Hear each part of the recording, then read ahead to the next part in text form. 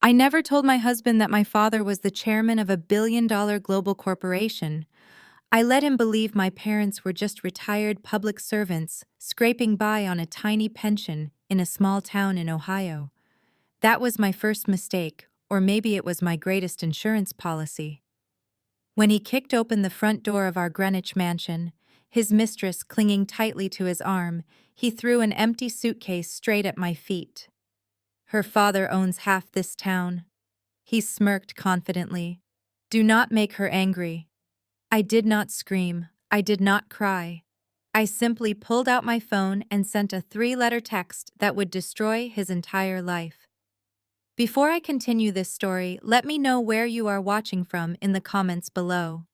Hit the like button and subscribe if you have ever had someone mistake your silence for weakness. My name is Audrey. I am 33 years old, and until tonight I thought my marriage was simply going through a rough patch. That illusion shattered completely the moment the heavy oak door of our Connecticut home slammed against the wall. Garrett, my husband of 4 years, marched into the grand foyer. He was not alone. Clinging to his arm was Penelope, a 26-year-old socialite whose face I recognized from every local magazine society page.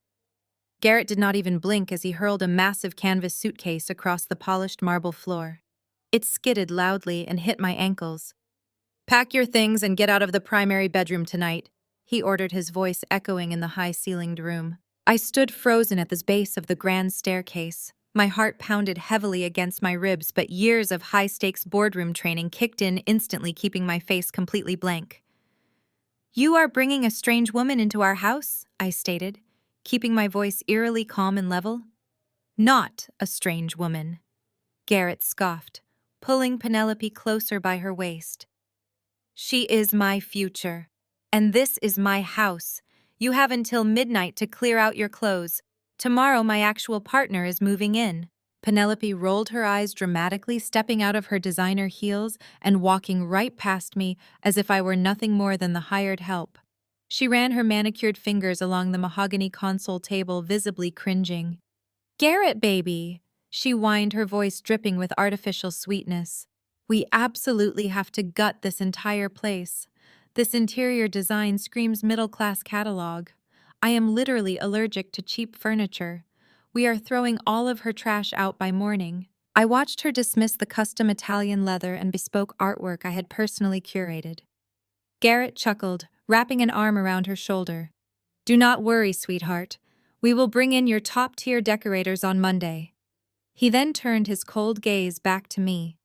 "Look, Audrey, let us be adults about this. You had a good run. I gave you a beautiful wedding, a luxury lifestyle, and a roof over your head. You should be thanking me on your knees. You grew up in some nowhere town in Ohio with parents who punched the clock for a government pension. You never belonged in Greenwich high society, and we both know it." I felt a sharp pang of irony. Garrett truly believed his mid-level executive salary at Thornton Holdings funded this incredible lifestyle.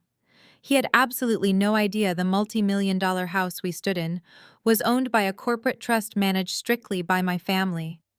"Do you really think you can just throw me out onto the street with nothing?" I asked, testing the waters, waiting to see just how deep he would dig his own grave tonight. Garrett stepped forward, aggressively jabbing a finger in my direction. "I am not asking you, Audrey. I am telling you. Penelope is the beloved daughter of Richard Thornton. Her father is a billionaire real estate developer who owns half the commercial properties in this entire state. He is the exact man who holds the keys to my massive promotion next week. If you make a scene, if you try to drag this out in family court, Richard will personally make sure you are ruined. He will bury you in legal fees until you are begging for spare change on the corner. Do not test us. Leave quietly, and maybe I will toss you a few $1,000s to help you buy a bus ticket back to your poor parents." The sheer audacity of his threat hung heavily in the air. He was banking on my supposed poverty to force my total submission. He expected loud tears. He expected desperate begging. He wanted me to fall to my knees and plead for my marriage. Instead, I felt a dangerous smile threaten to break across my face. I suppressed it perfectly, maintaining my deadpan expression. Penelope giggled loudly, clearly enjoying the power trip of kicking another woman out of her own home. "Come on, Garrett," she purred softly. "Let her pack her cheap clothes. Pour me a glass of that expensive wine you promised earlier. You know, the exclusive one you said you were saving for a very special occasion to celebrate our new beginning together." Garrett nodded arrogantly, leading her toward the custom glass wine cellar I had meticulously stocked with rare vintages from my father's personal vineyard. While their backs were completely turned, I calmly reached into my coat pocket and pulled out my phone. I bypassed my standard applications and opened a heavily encrypted corporate security program, one that bypassed public cell towers entirely to ensure absolute privacy. I opened a direct secure channel to Charles Montgomery, the man Garrett arrogantly thought was a retired civil servant, the man who actually sat as the chairman of a billion-dollar global equity firm. I typed exactly 3 words: SOS, Greenwich House. I hit the send button. The delivery confirmation flashed instantly on the screen. I slipped the phone back into my pocket just as Garrett popped the cork on a $4,000 bottle of Cabernet. He poured 2 full glasses of the rich red liquid, handing one to Penelope, before raising his own in a mocking, triumphant toast toward me. "Time is ticking, Audrey," he sneered loudly across the room. "Better start folding your little sweaters." I looked at the towering antique grandfather clock standing in the hallway, listening to its steady, rhythmic ticking echo through the silent tension of the house. The 10-minute countdown had officially begun. I did not have to wait long. Exactly 9 minutes and 45 seconds after I hit send on my secure application, the heavy silence of the affluent neighborhood was shattered. The aggressive screech of high-performance tires echoed loudly up our long driveway, followed immediately by the blinding glare of high-intensity headlights sweeping violently across the front living room windows.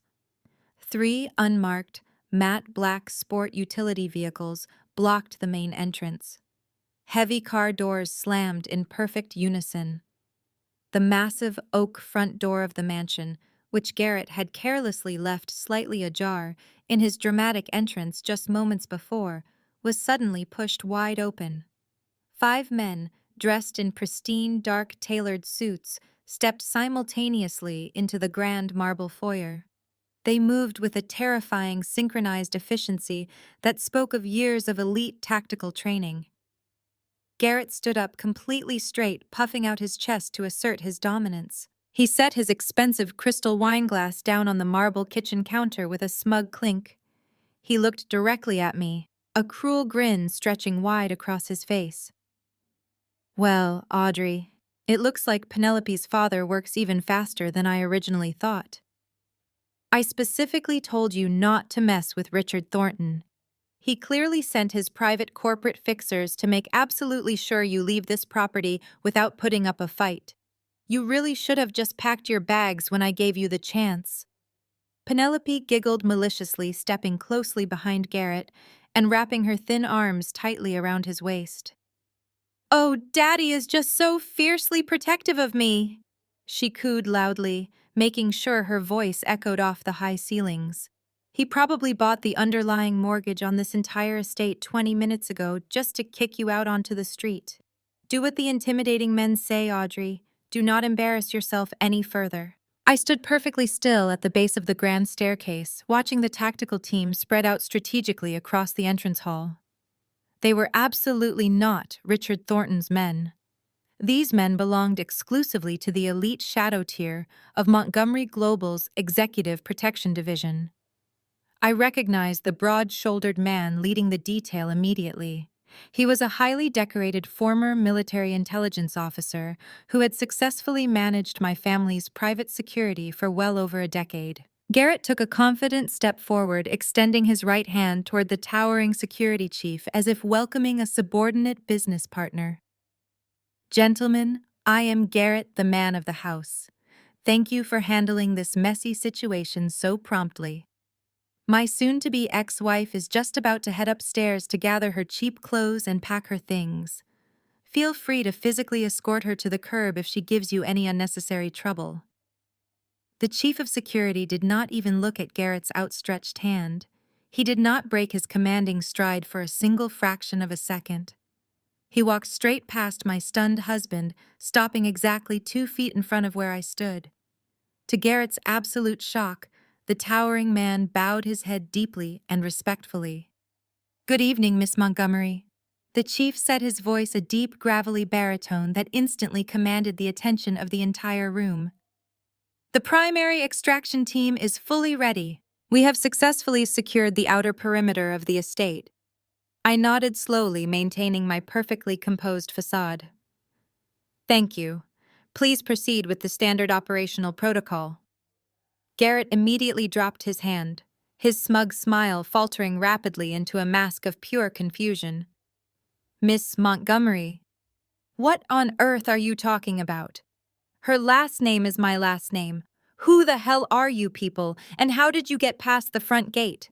If Richard Thornton did not personally send you here tonight, then you are actively trespassing on my private property, and I will have you all arrested." The security chief turned slowly to face Garrett, his expression entirely devoid of emotion.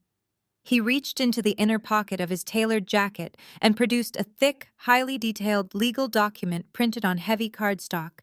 He held it out toward Garrett, not as a friendly offering, but as a devastating legal weapon. "This luxury property does not belong to you, sir," the chief stated coldly, leaving no room for argument. "It is wholly and legally owned by the Montgomery Global Corporate Trust. You currently reside here under a conditional executive lease agreement heavily subsidized by the firm itself." Garrett scoffed loudly, aggressively, snatching the paper from the man's hand. "That is insane and factually incorrect. I pay the monthly mortgage directly out of my Thornton Holdings executive salary." The chief remained completely expressionless. "You pay a heavily reduced fractional lease to the holding company, and per Section 4 Paragraph B of your signed housing agreement, the trust retains the absolute legal right to terminate your residency immediately without any prior notice in the direct event of moral turpitude or actions that publicly disgrace the firm. Bringing a mistress into a trust-owned property strictly and explicitly violates that morality clause. Your conditional tenancy is officially terminated effective immediately." Garrett stared down at the document, his eyes darting frantically across the dense legal jargon and the undeniable corporate seal at the bottom of the page. "This is a sick joke. You cannot legally evict me in the middle of the night without a court order. I have established tenant rights in this state. I have money, and I have lawyers." Penelope stepped forward angrily, pointing a manicured finger at the men. "Do you have any idea who my father is? My father will buy your little security company tomorrow morning and fire every single one of you." I calmly pulled my mobile phone out of my coat pocket, my eyes locked onto Penelope's furious face. "I do not think your father can actually afford it." "Penelope," I said flatly, my voice completely devoid of any sympathy. I smoothly opened the encrypted banking application directly linked to Garrett's corporate accounts. I tapped a single red button on my digital screen. Across the massive room, Garrett's mobile phone chimed violently, with an urgent emergency alert. He hastily pulled it from his pocket, his face draining of all remaining color as he read the automated notification. His primary corporate credit card, which was secretly underwritten by Montgomery Global's vast equity partnerships, was instantly and permanently frozen. His available spending balance dropped to zero in a fraction of a second. "What did you just do?" he demanded, raw panic finally cracking his previously arrogant facade. Before I could even answer his desperate question, the automated voice of the advanced smart home system chimed loudly through the integrated ceiling speakers. "Security protocols fully engaged. All perimeter access codes have been permanently reset. Master override initiated." The security chief casually gestured to the men standing behind him. "Escort them off the premises immediately." Two massive security officers swiftly grabbed Garrett by his arms, while a third took a firm hold of Penelope by her elbow. "Hey, let go of me right now!" Garrett shouted, struggling pointlessly against their iron grips. "My heavy winter coat is upstairs in the bedroom. My expensive car keys are sitting in the kitchen." The chief entirely ignored his loud protests. Any personal belongings legally deemed yours will be securely shipped to an address of your choosing within 5 to 7 business days. Until then, you are legally barred from stepping foot on this property. The officers physically dragged them toward the open front door. Penelope shrieked at the top of her lungs, stumbling awkwardly in her designer heels as she was forcefully pulled across the marble threshold. The cold Connecticut rain was coming down in freezing sheets, the ambient temperature hovering dangerously just above the freezing point. They were thrust out onto the wet, unforgiving driveway, shivering instantly in their thin evening wear.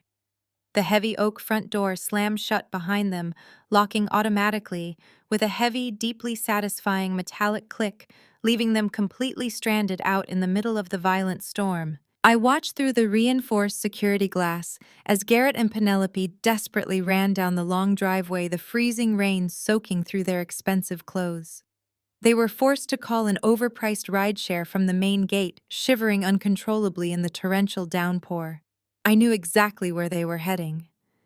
Garrett only had one safe haven when his massive ego was bruised, and that was the suffocating embrace of his mother, Deanna. She lived in a quaint suburban home about 20 miles away, a home she constantly bragged about funding through her son's incredible corporate success. Less than 45 minutes later, my phone vibrated aggressively on the marble kitchen counter.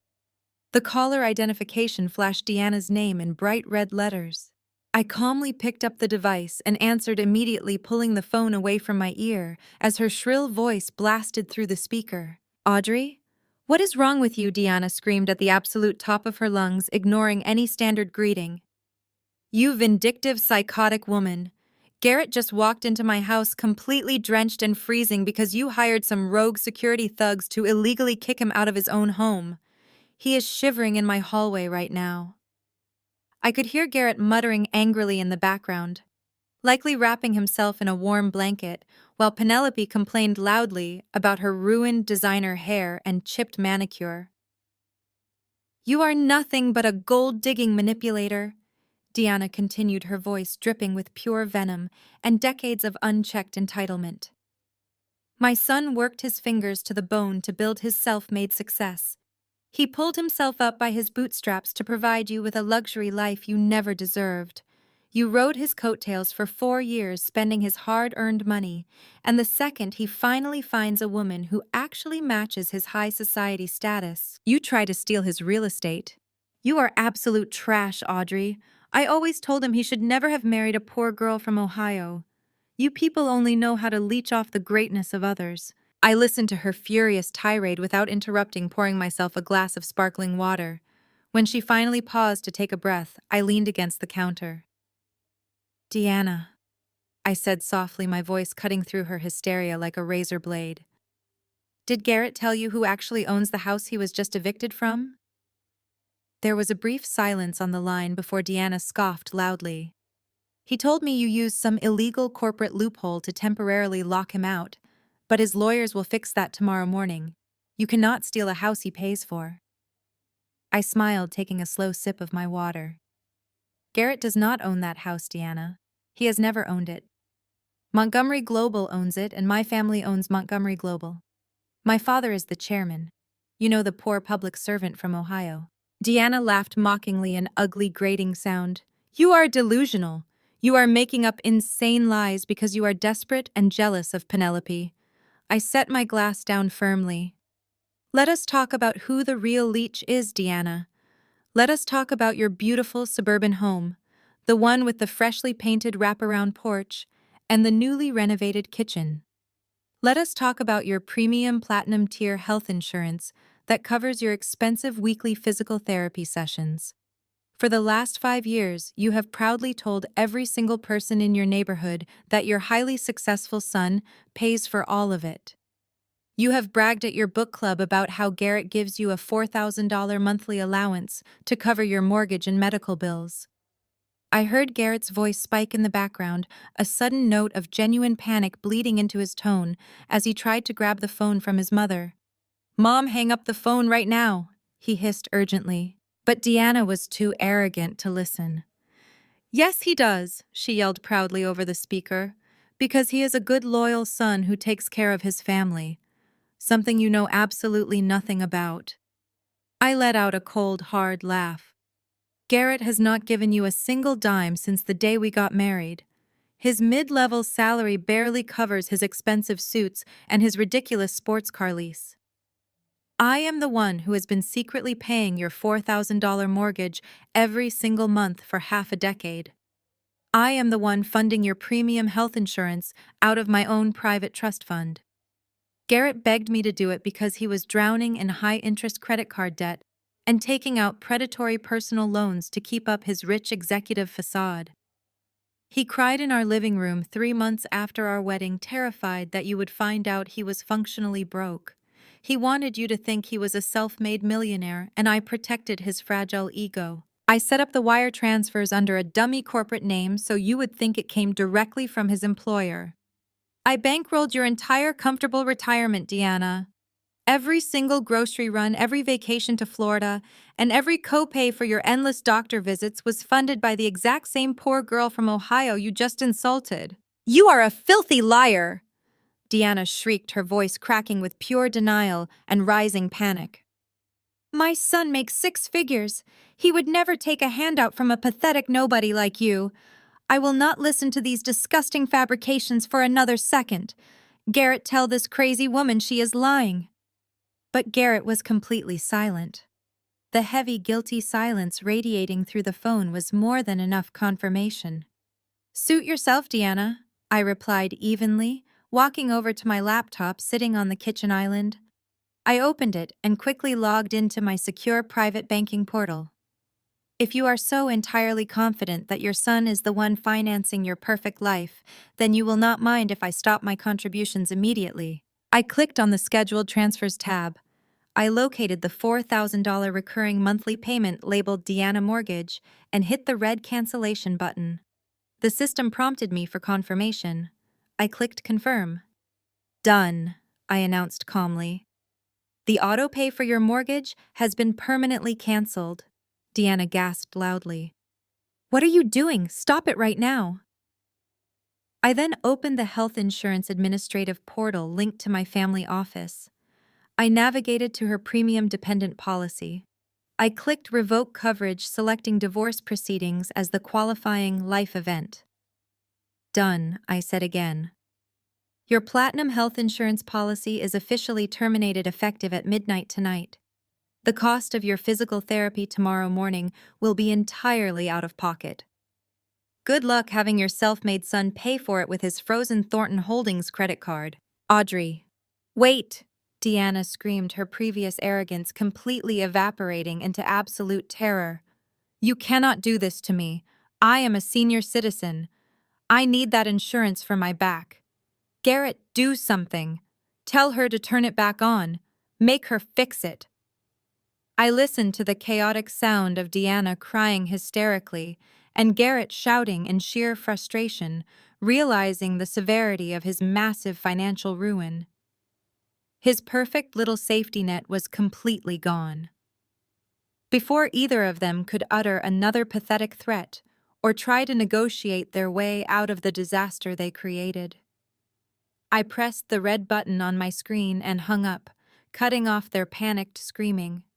I blocked her number immediately. I stood alone in my beautiful, quiet kitchen, pouring my untouched wine down the sink.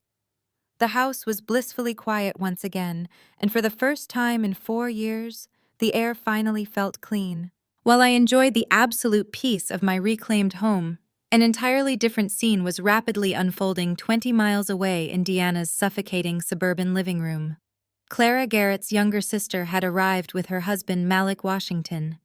Malik was 35, a brilliant black man who had built a fierce reputation as a top corporate litigation attorney. He was the only person Garrett genuinely felt threatened by. Garrett paced furiously across his mother's cheap carpet in damp clothes. Penelope was sobbing loudly on the sofa, clutching a cup of hot tea and complaining about her ruined evening. When Malik walked through the front door, Garrett did not even bother to say hello. He aggressively shoved the crumpled Montgomery Global eviction notice into Malik's chest. Read this, Garrett demanded. Audrey completely lost her mind. She used some fake corporate loophole to lock me out of my own house and froze my credit cards. I want you to file a massive lawsuit against her first thing tomorrow morning. I want to sue her for extreme emotional distress, illegal eviction, and maximum spousal support. I want half of every single dollar she has hidden away in her little bank accounts. Malik did not flinch. He slowly took the wrinkled document, pushing his wire-rimmed glasses up the bridge of his nose. He read the eviction notice in absolute silence, his sharp eyes scanning the dense legal terminology and the undeniable corporate watermark at the bottom of the page. Then, to Garrett's absolute horror, Malik started to laugh. It was a deep, genuine laugh of pure disbelief. You want me to sue the Montgomery Global Corporate Trust over a violently breached morality clause? Malik asked, his voice dripping with intense professional amusement. Are you actually insane, Garrett? You brought your mistress into a property owned by an irrevocable corporate trust. You essentially handed them the legal right to execute a zero-tolerance eviction on a silver platter. You have absolutely no case. Garrett's face turned a violent crimson, his massive ego already severely battered, completely shattered. He pointed a shaking finger right at Malik's face. You know what your problem is, Malik, Garrett snarled, stepping dangerously close. You think because you wear a fancy suit you understand high society law. But you are nothing but a diversity hire at a mid-level firm. You do not understand how real wealth operates. Penelope's father is a billionaire. He plays in a league you could not even dream of. I am telling you to find a way to crush Audrey, or I will find a real lawyer who actually knows what they are doing. The room went dead silent. Clara gasped loudly, stepping forward to defend her husband against her brother's blatant racism, but Malik gently held up his hand to stop her. Malik's expression shifted from amused to absolutely glacial. He looked at Garrett with the kind of clinical detachment reserved for an insect about to be crushed under a heavy boot. Let me educate you on how real wealth actually operates. Garrett Malik said, his voice dangerously low and completely steady. This document is not some standard residential lease you can easily dispute in a small claims court. It is a bulletproof contract drafted by a Tier 1 wealth management firm. The trust explicitly protects the primary beneficiary, which is quite clearly your wife. You willingly signed a heavily subsidized tenancy agreement with a remarkably strict morality clause. By openly committing infidelity on the premises, you broke federal contract laws attached to the corporate trust. If you foolishly try to drag Audrey into family court, her corporate lawyers will not just bankrupt you. They will legally mandate that you rapidly repay every single cent of the subsidized rent you have enjoyed for the last 4 years. We are talking about hundreds of thousands of dollars in immediate unpayable debt. You are not a high society player, Garrett. You are a severely indebted mid-level manager who just destroyed his only financial safety net because his arrogance blinded his basic common sense. Garrett threw a massive tantrum, kicking the coffee table and screaming that Malik was completely useless. While Deanna frantically rushed over to comfort her raging son, Malik calmly stepped back into the shadows of the hallway. He pulled his smartphone from his tailored jacket pocket. He had seen enough to know exactly which side of this war he was standing on. My phone screen suddenly illuminated with an encrypted text message from Malik. I am standing in Deanna's living room, the message read. Garrett just confessed everything. I told him he has absolutely zero legal standing to touch you. I am completely with you on this, Audrey. I smiled, typing back a very quick thank you. A second, much longer message appeared from Malik. It sent a sudden, thrilling shockwave through my entire plan. Listen, Malik wrote. I have been doing some independent digging into Garrett's recent projects. I noticed some highly suspicious discrepancies in his corporate accounts at Thornton Holdings. Gaps in vendor billing, unaccounted wire transfers, and shell company routing. I think he and Richard Thornton are actively embezzling project funds. Garrett is too stupid to cover his tracks. Give me 24 hours. I am going to run a deep shadow audit on his entire division. If I find what I think I am going to find, you will not just get a clean divorce. You will have the exact ammunition you need to send both him and his billionaire future father-in-law straight to federal prison. Tell me if I should pull the trigger." I stared at the bright screen, the corners of my mouth slowly curling into a dangerous, victorious smile. Garrett thought he could use his mistress's wealthy father to permanently ruin my life. He had no idea his own brother-in-law was about to hand me the ultimate weapon to destroy their entire fake empire. I typed one word and sent it. Proceed. While I settled into the luxurious penthouse suite of the Four Seasons in downtown Manhattan, Penelope was busy throwing the temper tantrum of the century. According to the voicemails Garrett left on my blocked number, which my security team transcribed for me, Penelope had sobbed uncontrollably the entire ride back to her father's sprawling estate. She barged into Richard Thornton's private home office, shivering in her ruined designer dress, and demanded absolute vengeance. Richard Thornton was a billionaire real estate developer who operated under the arrogant assumption that his massive wealth allowed him to rewrite the law. Seeing his precious daughter crying because some supposedly poor public servant's daughter had bested her sent him into a blind rage. He promised Penelope he would crush me financially before the sun came up. True to his word, Richard bypassed all standard legal procedures and made a single phone call to a regional bank manager he had securely in his pocket. He demanded the immediate freezing of the joint checking account Garrett and I shared. He assumed this account held my entire life savings.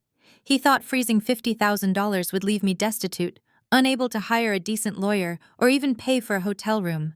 He wanted me crawling back to Garrett begging for mercy so Penelope could laugh in my face. He had absolutely no idea that the $50,000 sitting in that regional bank was nothing more than a decoy account I used for everyday household expenses.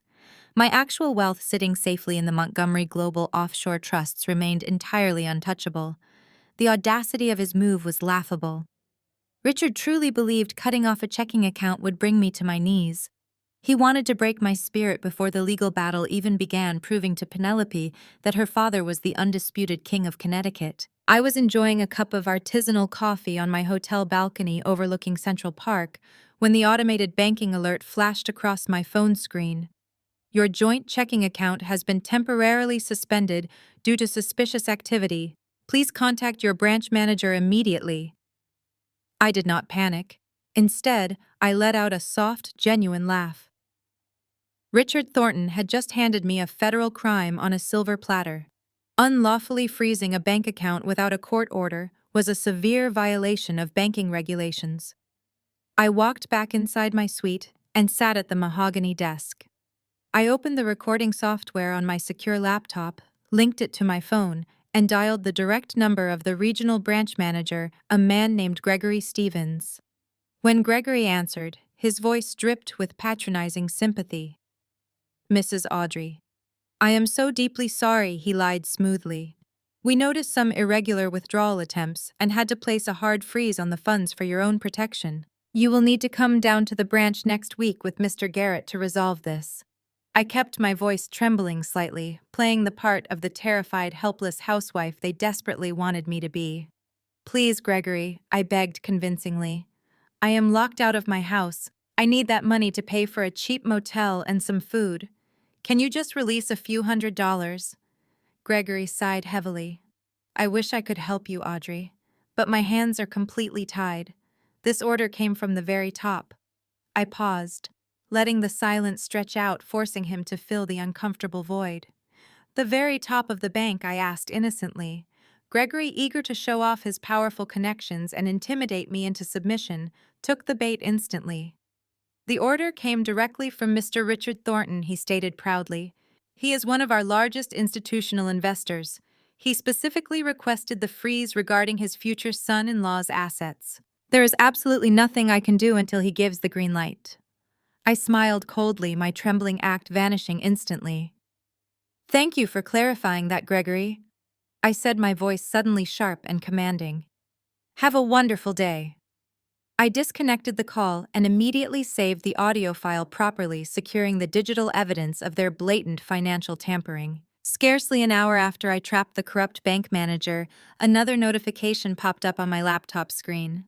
It was a highly encrypted email from Malik, Washington. The attachment was a massive zip file containing hundreds of digitized documents. I entered the decryption key Malik provided and opened the main folder. I spent the next 3 hours meticulously reviewing the contents, and my jaw tightened with righteous anger. Malik had delivered an absolute goldmine of corporate espionage. He had bypassed Thornton Holdings' internal firewalls and pulled the raw financial data from Garrett's supposedly successful real estate division. The documents painted a crystal-clear picture of coordinated wire fraud. Garrett and Richard Thornton had been systematically embezzling millions of dollars from private investors and funneling the cash through a complex web of anonymous shell companies in the Cayman Islands. They were artificially inflating project costs, approving fake contractor invoices, and pocketing the massive difference. Even worse, several of the investors they were actively stealing from were prominent partners within the Montgomery Global Network. Garrett was not a brilliant executive. He was a reckless criminal stealing directly from my family's business associates to fund his lavish lifestyle and impress his billionaire mistress.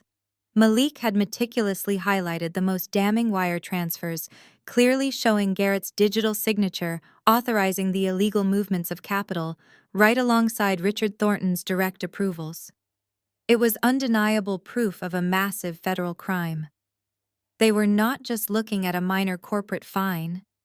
They were looking at decades in federal prison for conspiracy wire fraud and money laundering. I sat back in the plush leather chair of my hotel suite. Garrett had threatened to ruin me with his powerful connections. Penelope had threatened to throw my belongings into the street. Deanna had called me a gold-digging parasite. They all believed I was weak, poor, and utterly defenseless. I carefully compiled the audio recording of the corrupt bank manager, along with Malik's devastating financial audit, into one highly secure digital dossier. I had all the ammunition I needed to completely decimate them. The only thing left to do was wait for the perfect moment to pull the trigger. The exact perfect moment arrived 48 hours later. I received a formal legal summons to a highly publicized glass-walled conference room at a premier law firm in Midtown Manhattan. The firm was located on the 60th floor, offering a sweeping, arrogant view of the New York City skyline. They were known exclusively for representing the ruthless corporate elite, the kind of attorneys who billed thousands of dollars by the minute and specialized in destroying the lives of ex-spouses without a second thought. I arrived exactly on time wearing a sharply tailored conservative beige suit, carrying only a single slim leather portfolio. When a paralegal escorted me into the massive conference room, the visual hierarchy of the space was instantly and aggressively clear. Garrett and Penelope sat closely together on one side of a long, polished mahogany table. They looked incredibly smug, dressed in coordinating high-end designer outfits, acting as if they had already won the ultimate lottery. Beside them sat their heavily compensated lead attorney, a slick, highly aggressive man named Mr. Bradley, whose perfectly gelled hair and bespoke silk tie screamed manufactured intimidation. I sat down across from them, maintaining perfect posture and an entirely unreadable neutral expression. Mr. Bradley did not even bother offering a polite greeting or a professional handshake. He immediately reached into his thick leather briefcase and pulled out a massive stack of legal documents, slamming the heavy binder down onto the center of the mahogany table with a loud, violent thud. The sound echoed sharply off the floor to ceiling glass walls, designed to make me flinch. He slid the binder across the smooth wooden surface until it stopped directly in front of my hands. It was over 80 pages of dense legal maneuvering, drafted specifically to leave me entirely destitute. "This is the finalized marital settlement agreement," Mr. Bradley stated, his voice carrying the practiced, cruel boredom of a man who crushed vulnerable women for a living. "My client is offering you a highly streamlined divorce process today, provided you comply fully with every single demand listed within these pages without any argument." I looked down at the heavy document but did not reach out to touch it. I kept my eyes fixed directly on Garrett. He leaned back in his plush leather chair, crossing his arms arrogantly over his chest. "I am not playing games with you anymore, Audrey," Garrett said, his tone dripping with absolute sickening condescension. "You were a convenient placeholder for a while, a starter wife who simply could not keep up with my rising professional trajectory. That document permanently strips away any claim you think you have to my corporate assets, my future earnings, my real estate portfolio, and my retirement accounts. You are walking away with exactly what you brought into this marriage, which is absolutely nothing. Furthermore, there is a strict ironclad non-disclosure agreement woven directly into the fabric of the settlement. You are legally bound to absolute total silence regarding my relationship with Penelope. If you even breathe a single word of our affair to the press, to our mutual acquaintances, or on any social media platform, Mr. Bradley here will ruthlessly sue you for defamation and bankrupt whatever pathetic future you try to build. Garrett leaned forward, placing his elbows heavily on the table, a greedy, ecstatic light shining brightly in his eyes. You see, Audrey, my life is about to change forever, he bragged, unable to contain his massive ego. Next week is the highly exclusive Montgomery Global Gala. It is the most elite financial event of the entire decade. The press will be there. The Wall Street elite will be there. Richard Thornton. My future father-in-law is officially signing a $200 million joint venture directly with the chairman of the firm. I am being publicly named the primary executive director of that massive project. That signature is going to permanently cement my status in the billionaire class. I am moving into a league of unimaginable power, a world you cannot even comprehend. Having a bitter, poor ex-wife spreading messy rumors is bad for my new corporate brand, and I simply will not tolerate it. Sign the papers and disappear.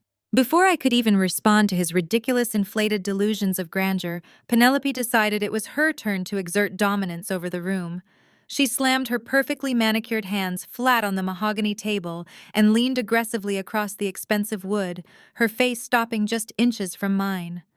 Her massive diamond engagement ring, undoubtedly purchased with the very funds Garrett had been embezzling, flashed violently under the bright fluorescent lights.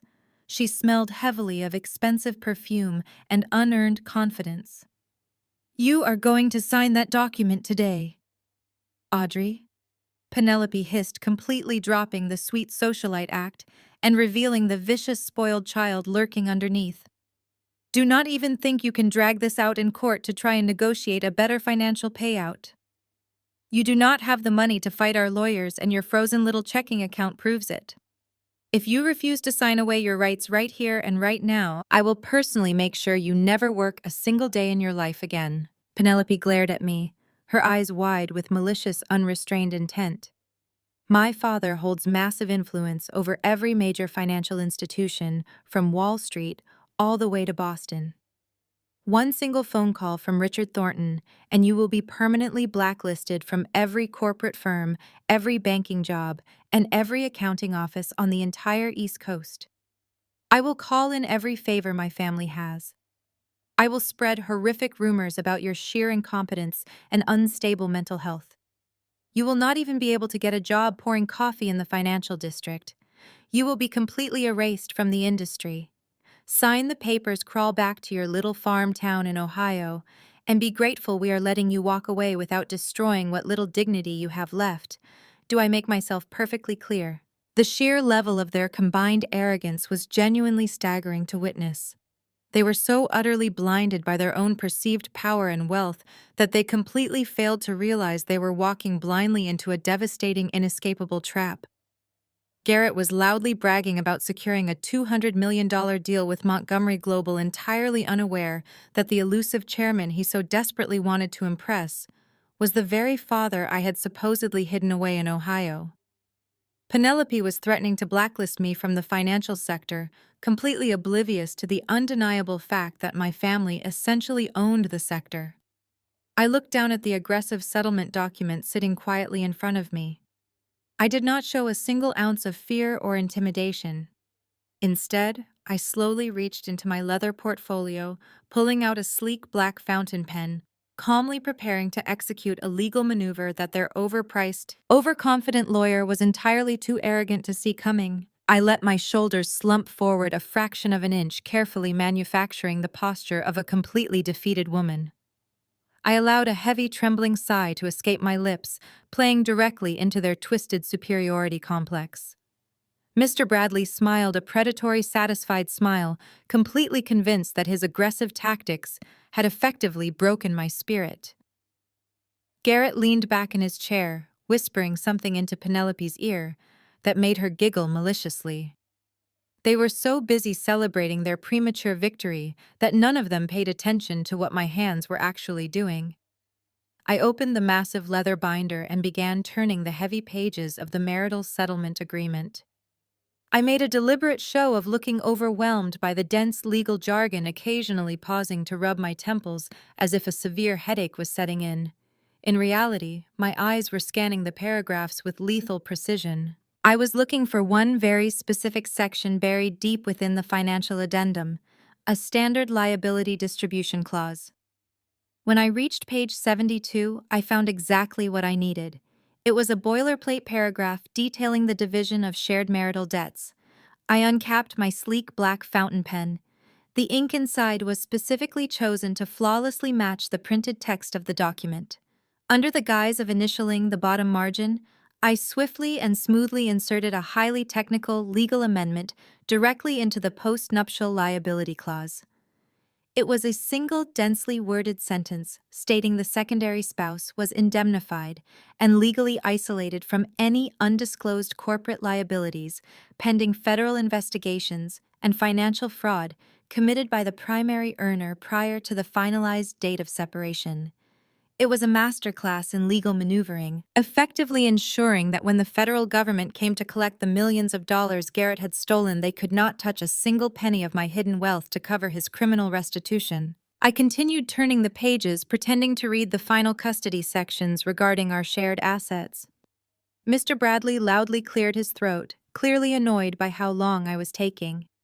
"Are we quite finished here, Audrey?" the lawyer asked condescendingly, checking his heavy gold Rolex watch. "I have a very important lunch meeting with the senior partners in 20 minutes, and I would really prefer not to waste any more billable time on a completely straightforward, zero-asset divorce." I looked up at him, widening my eyes slightly to project utter naivety. "I just want to make sure I understand this correctly, Mr. Bradley," I said, keeping my voice soft and hesitant. "Does this mean I am entirely surrendering any right to Garrett's future corporate bonuses at Thornton Holdings?" Garrett burst out laughing, a cruel, echoing sound that filled the glass room. "You really are thick, Audrey. Yes, that is exactly what it means. You get absolutely nothing. Not my bonuses, not my real estate, not my investments. You are walking out of here with the clothes on your back. Just sign the damn paper so we can all move on with our lives." I lowered my head, hiding the razor-sharp smile that threatened to break across my face. I flipped to the final signature page. I pressed the nib of my fountain pen against the thick paper and signed my name with smooth, practiced elegance. I pushed the heavy binder back across the mahogany table. Mr. Bradley snatched it up immediately. Blinded by his own extreme arrogance and deeply ingrained sexism, he did not even bother to flip through the pages to check my initials. He simply saw my signature on the final line, assumed I was far too uneducated to alter his supposedly flawless contract, and shoved the binder carelessly back into his leather briefcase. He had no idea his lazy oversight had just legally severed me from one of the largest impending federal fraud indictments in Connecticut real estate. By officially accepting my signature on that altered document, Mr. Bradley had legally guaranteed that Garrett alone would absorb 100% of the criminal and civil liabilities for his massive embezzlement scheme. Garrett stood up from his leather chair, practically vibrating with smug satisfaction. He aggressively buttoned his expensive tailored suit jacket, looking down at me as if I were nothing more than an unpleasant stain on the bottom of his shoe. "Good luck out there in the real world, Audrey," he sneered loudly. "Maybe you can move back into your childhood bedroom in Ohio and get a job bagging groceries." Penelope stood up beside him, looping her thin arm through his. "Do not bother using us as a professional reference," she added maliciously, flipping her perfectly styled blonde hair over her shoulder.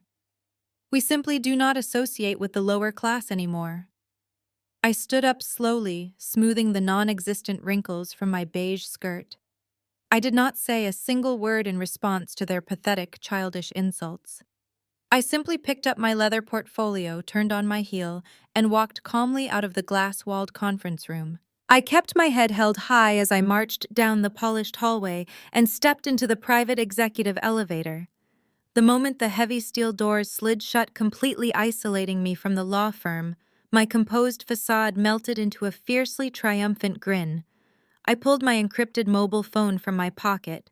I opened my private email application and attached the massive digital dossier Malik had compiled containing every single piece of undeniable evidence proving Garrett and Richard Thornton's federal wire fraud. I typed in the highly secure direct email address for the chairman of the board of Montgomery Global, my father. In the subject line, I typed one devastating word: checkmate. I hit send, watching the progress bar instantly shoot across the screen. The trap was now permanently set, the legal protections were ironclad, and the final countdown to their absolute destruction had officially begun. The morning before the highly anticipated Montgomery Global Gala arrived with a crisp, biting chill in the Manhattan air. I woke up in my luxurious hotel suite feeling an overwhelming sense of absolute calm. The trap was perfectly set, the legal documents were completely bulletproof, and the massive financial fraud dossier was safely in the hands of my father. All that remained was preparing for the final public execution of their fake empire. I left the hotel and took a brisk, refreshing walk down Fifth Avenue, enjoying the vibrant energy of the city.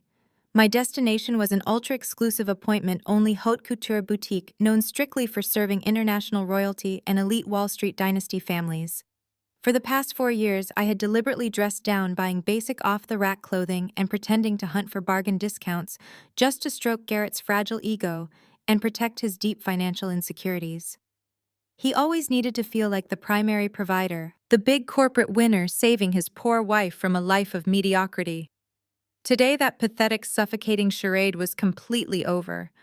I was finally reclaiming my true identity, stepping confidently back into the elite world I was born to navigate and dominate. I pushed open the heavy brass doors of the boutique and stepped into the hushed, velvet-lined showroom.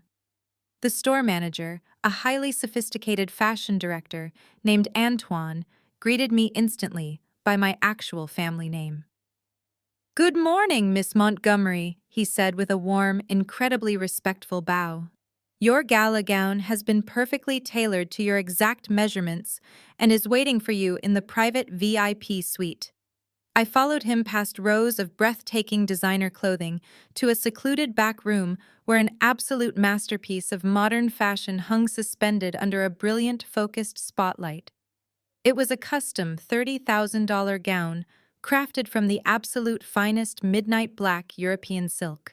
The bodice was adorned with intricate hand-sewn onyx beading that caught the light fiercely with every subtle movement.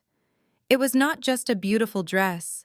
It was a flawless suit of custom armor designed specifically for corporate warfare and public destruction. The massive invoice for the garment had already been discreetly settled by my private family trust account months ago, long before Garrett ever decided to foolishly kick me out of my own home. I ran my fingers over the cold, heavy silk, feeling a massive surge of pure adrenaline run through my veins. When I step onto the gala red carpet tomorrow night, there will be absolutely no doubt about who actually holds the real power in the state of Connecticut. Antoine carefully zipped the heavy, luxurious gown into an opaque, weather-resistant garment bag bearing the boutique's prestigious, recognizable golden logo. He handed the thick leather handles to me with a reassuring, knowing smile. "You will absolutely stop the show tomorrow evening, Miss Montgomery," he promised confidently. I thanked him gracefully, gripping the handles firmly, and turned to walk back out through the main showroom toward the heavy glass doors of the Fifth Avenue exit. My path to the door took me directly past the bridal section of the massive boutique. As I rounded a display of imported lace veils, a highly familiar, painfully shrill voice suddenly shattered the peaceful quiet of the luxury store. "I demand another glass of champagne right now," the voice complained loudly. And tell your seamstress that this train is completely unacceptable. My father is Richard Thornton, and he expects absolute perfection for my wedding. I stopped dead in my tracks, my entire body tensing as I instantly recognized the entitled whining. I slowly turned my head toward the massive floor-to-ceiling mirrors of the central bridal pedestal. Standing there draped in a ridiculously oversized, heavily ruffled white wedding dress that looked more like a frosted cake than a piece of high fashion was Penelope. Sitting on a plush velvet sofa directly across from her, sipping aggressively from a crystal champagne flute, was Garrett's mother, Deanna. Pure, incredible coincidence had placed us in the exact same luxury boutique on the exact same morning. Penelope was clearly using her father's rapidly vanishing wealth to rush her dream wedding, desperate to lock down Garrett before anyone realized his entire financial portfolio was built on federal fraud. Deanna was wearing an overly bright floral dress, nodding along eagerly to every single demanding complaint Penelope made, playing the role of the perfectly supportive mother-in-law to the billionaire daughter she had always craved. I kept my head lowered slightly, hoping to quietly slip past them and exit the store without causing an unnecessary scene. I had absolutely no desire to engage with their petty drama when I was less than 36 hours away from destroying their entire lives on a global stage. I quickened my pace, keeping the large garment bag shielded against my side. But the heavy brass buckle of my leather purse accidentally clipped the side of a glass display table, making a sharp, highly noticeable clinking sound. Penelope immediately stopped her loud complaining and snapped her head in my direction. Her eyes narrowed sharply as she processed my face, her expression instantly twisting from bridal joy into a mask of pure, vicious malice. "Well, well, well," Penelope practically shouted, stepping awkwardly off the bridal pedestal and dragging yards of expensive white lace across the showroom floor. "Look who decided to show her pathetic face in public." Deanna nearly choked on her expensive champagne, slamming her crystal flute down onto the glass table and jumping to her feet. Both women marched aggressively toward me, completely ignoring the horrified gasps of the boutique staff. Before I could reach the heavy brass handles of the front door, Penelope aggressively threw her body directly in my path, physically blocking the exit. She crossed her arms over her corseted chest, staring down her nose at me with absolute disgust. "Are you so completely obsessed with my new life with Garrett that you followed me all the way to Fifth Avenue just to ruin my private bridal fitting? You have some serious mental issues," Deanna chimed in, rushing to stand shoulder to shoulder with Penelope. She pointed a trembling, accusatory finger directly at my face. "I always knew you were a jealous, unstable woman. Garrett is finally happy. He is marrying a woman of true class and extraordinary wealth, and you just cannot stand it. You are stalking us because you have absolutely nothing else going on in your miserable, empty life." The utter delusion radiating from both of them was almost comical. They were aggressively defending a life built entirely on stolen money and fragile lies. I stood my ground, gripping the leather handles of my expensive garment bag tighter. I refused to let them see even a single fraction of an inch of intimidation. The sales associates hovered nervously in the background, unsure of how to handle the sudden explosive confrontation unfolding in their elite store. Penelope took another aggressive step forward, her eyes darting suspiciously toward the large, opaque bag I was holding. The beautiful golden logo of the boutique shimmered under the bright overhead lights, catching her greedy attention.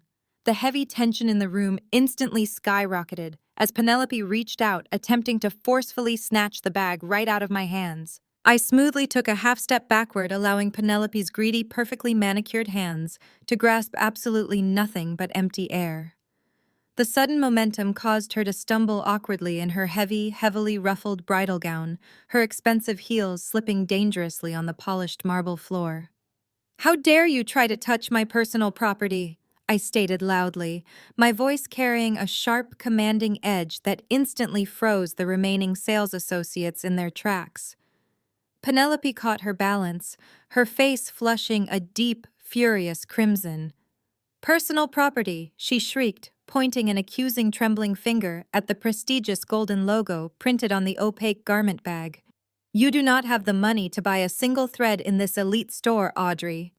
Garrett completely cut off your pathetic little allowance. The only way you could possibly afford a custom piece from Antoine's private collection is if you drained his corporate accounts before he permanently froze your joint checking. You are a common thief. You stole my future husband's hard-earned money to buy yourself a pathetic revenge dress. Deanna aggressively nodded her head in agreement, stepping up to loudly flank Penelope. She is absolutely right. Deanna sneered loudly, addressing the growing crowd of wealthy patrons who had stopped browsing their racks to watch the unfolding drama. This woman is a bitter, unemployed gold digger who just signed a zero-asset divorce settlement because she knows she is completely worthless. She is illegally hiding marital funds and trying to parade around Fifth Avenue like she belongs here. Penelope turned her attention away from me and focused her pure, unhinged rage directly on Antoine, the highly sophisticated boutique manager who had quietly stepped out from the VIP suite to observe the commotion. Antoine Penelope demanded, clapping her hands together aggressively like a spoiled toddler commanding a servant. I demand that you confiscate that garment bag immediately. She purchased that dress with stolen funds. My father is Richard Thornton. He is a platinum VIP client here, and he will have this entire store shut down by the end of the week if you do not comply with my direct orders right now. Throw this jobless trash out onto the street where she belongs, and give me the dress to compensate for my severe emotional distress. Antoine stopped several feet away from the angry bridal party. He was a man who had spent 3 decades navigating the extreme egos of the global billionaire class. He did not look intimidated by Penelope's loud threats in the slightest. In fact, he looked profoundly bored by her pathetic display of new money entitlement. I am afraid there has been a severe misunderstanding, Miss Antoine said, his voice dropping to a dangerously calm professional whisper that cut through Penelope's screaming like a freshly sharpened knife. I will not be confiscating anything from this esteemed client. Penelope let out an outraged gasp, her eyes widening in sheer disbelief. Excuse me, she yelled, taking a threatening step toward the manager. Did you not just hear me tell you exactly who my father is? I will have your job. I will ruin your entire career. Antoine clasped his hands neatly behind his back, maintaining perfect unbothered posture. I am fully aware of who Richard Thornton is, he replied smoothly, unbothered by her volume. And I am also fully aware that this specific, bespoke garment was paid for in full, directly through a private, highly verified family trust account that has absolutely nothing to do with Mr. Garrett or his mid-level corporate salary. The dress legally belongs to Miss Montgomery. Now I must kindly ask you to lower your voice and step away from her immediately, or I will be forced to call building security to have you physically removed from the bridal showroom for harassing our top-tier clientele. The absolute dismissal in Antoine's tone was devastating. Penelope's mouth opened and closed several times, but no sound came out. Her entire worldview, built entirely on the assumption that her father's name was an unstoppable golden ticket, had just violently crashed into an impenetrable brick wall of actual established power. She looked completely humiliated in front of the entire boutique, staring blankly as the wealthy patrons began to whisper and point at her ruined bridal fitting. But while Penelope was temporarily paralyzed by the shock of public rejection, Deanna was rapidly descending into pure, blinding rage. Hearing that the dress was fully paid for through a mysterious private trust only fueled her deeply ingrained delusion.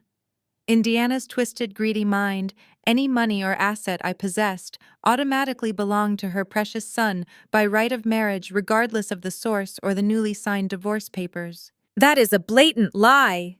Deanna screamed, her face contorting into an ugly, hateful sneer. She does not have a family trust. Her parents are broke, pathetic nobodies from Ohio. She is laundering Garrett's money through a fake account, since they are still legally married until the judge explicitly stamps the paperwork. Every single asset she holds belongs directly to my son. and by extension, it belongs to his rightful family. Deanna did not wait for security to arrive. She completely lost whatever tiny shred of sanity and public decorum she had left. Emboldened by her own toxic greed and desperate to prove her loyalty to Penelope, the older woman lunged forward with terrifying, unexpected speed. Her hands heavy with cheap fake gold rings shot out aggressively toward the expensive garment bag tucked securely under my arm. She was fully determined to strip the $30,000 dress right out of my hands, fully intending to hand it over to Penelope as a twisted sort of wedding trophy to prove her worth. The tense air in the high-end boutique suddenly shattered as Deanna's manicured nails violently hooked into the thick, opaque fabric of the protective cover, yanking it harshly downward with all of her aggressive body weight. The tense air in the high-end boutique suddenly shattered as Deanna's manicured nails violently hooked into the thick, opaque fabric of the protective cover, yanking it harshly downward with all of her aggressive body weight. A sickening sound echoed through the hushed showroom. It was the sharp, unmistakable sound of premium silk ripping apart. The heavy zipper gave way under her violent assault, exposing the delicate midnight black fabric inside. Deanna's cheap rings caught on the intricate onyx beading of the bodice, tearing a 6-inch jagged hole straight through the outer layer of the custom $30,000 gown. Beads scattered across the polished marble floor like tiny drops of black rain, clattering into the dead silence of the room. I did not scream. I did not engage in a physical tug-of-war. Instead, I smoothly took a large step backward, allowing Deanna to stumble forward under her own momentum. She nearly face-planted into a display of imported bridal veils, clutching the torn fabric in her shaking hands. She looked up, chest heaving, a twisted smile of malicious satisfaction forming on her lips as she surveyed the damage. Her triumph lasted for exactly 2 seconds. I calmly reached into the pocket of my blazer and raised my mobile phone right up to eye level. The screen was brilliantly illuminated, and the bright red recording timer was actively counting upward. It had been running since the exact moment Penelope first opened her entitled mouth. I made sure the high-definition camera captured Deanna's unhinged face, the torn silk hanging from her hands, and the scattered onyx beads littering the floor. The twisted smile instantly melted off Deanna's face, replaced by a terrifying realization of what she had just done. She dropped the torn fabric as if it were suddenly on fire. "You were recording me," she gasped loudly, her voice trembling as she took a frightened step backward. "It is illegal to film someone without their explicit permission." I lowered the phone slightly, keeping the camera squarely aimed at her terrified face. "We are standing in a public retail showroom, Deanna," I stated, my voice echoing with absolute authority. "I do not need your permission to document a violent, unprovoked assault and the malicious destruction of my private property." The blood completely drained from Deanna's face, leaving her looking pale and sickly. She frantically looked over her shoulder at Penelope, silently begging the billionaire's daughter to use her supposed power to fix the massive mistake. But Penelope was frozen solid, her eyes locked onto the glowing red recording icon on my screen. "You attacked me in a public space." I continued methodically, making sure the microphone captured every single word. "You forcibly grabbed my belongings and completely destroyed a custom couture gown. I am sure the police will find this extremely interesting." Deanna puffed out her chest, trying desperately to muster some kind of fake, tough exterior to hide her rapidly escalating panic. "You would not dare call the police on your own mother-in-law," she yelled, though her voice shook violently. "The dress is marital property anyway. I have every legal right to take it for my son. Garrett will have his expensive lawyers completely destroy you if you try to press charges." I let out a dry, humorless laugh that made her flinch. "I am not married to your son anymore, Deanna, and that dress is not marital property. It is legally owned by the Montgomery Global Corporate Trust. Furthermore, the retail value of the garment you just maliciously destroyed is exactly $30,000. In the state of New York, destroying property valued over $250 elevates the crime from a simple misdemeanor straight to a severe felony. I watched her knees actually buckle slightly as the massive dollar amount registered in her greedy brain. You just committed felony property damage on camera, Deanna. When I hand this high-definition video over to the authorities, you are not getting a slap on the wrist. You are going to be arrested, processed, and sent to a state penitentiary. And I highly doubt your precious son will be able to post your bail with his permanently frozen credit cards. Deanna started to hyperventilate, backing away toward the velvet sofa. Penelope finally snapped out of her shocked trance, stepping forward in her ridiculous white ruffles. "Do not listen to her, Deanna," Penelope shrieked defensively. "She is bluffing. She is a nobody. My father will hire the best defense team in the city to protect you. She cannot touch us." I turned my attention away from the hyperventilating older woman and focused my cold stare entirely on Penelope. I walked slowly across the scattered black beads, the sharp clicking of my heels cutting through the heavy silence of the room. Penelope tried to stand her ground, but her false confidence completely crumbled the closer I got.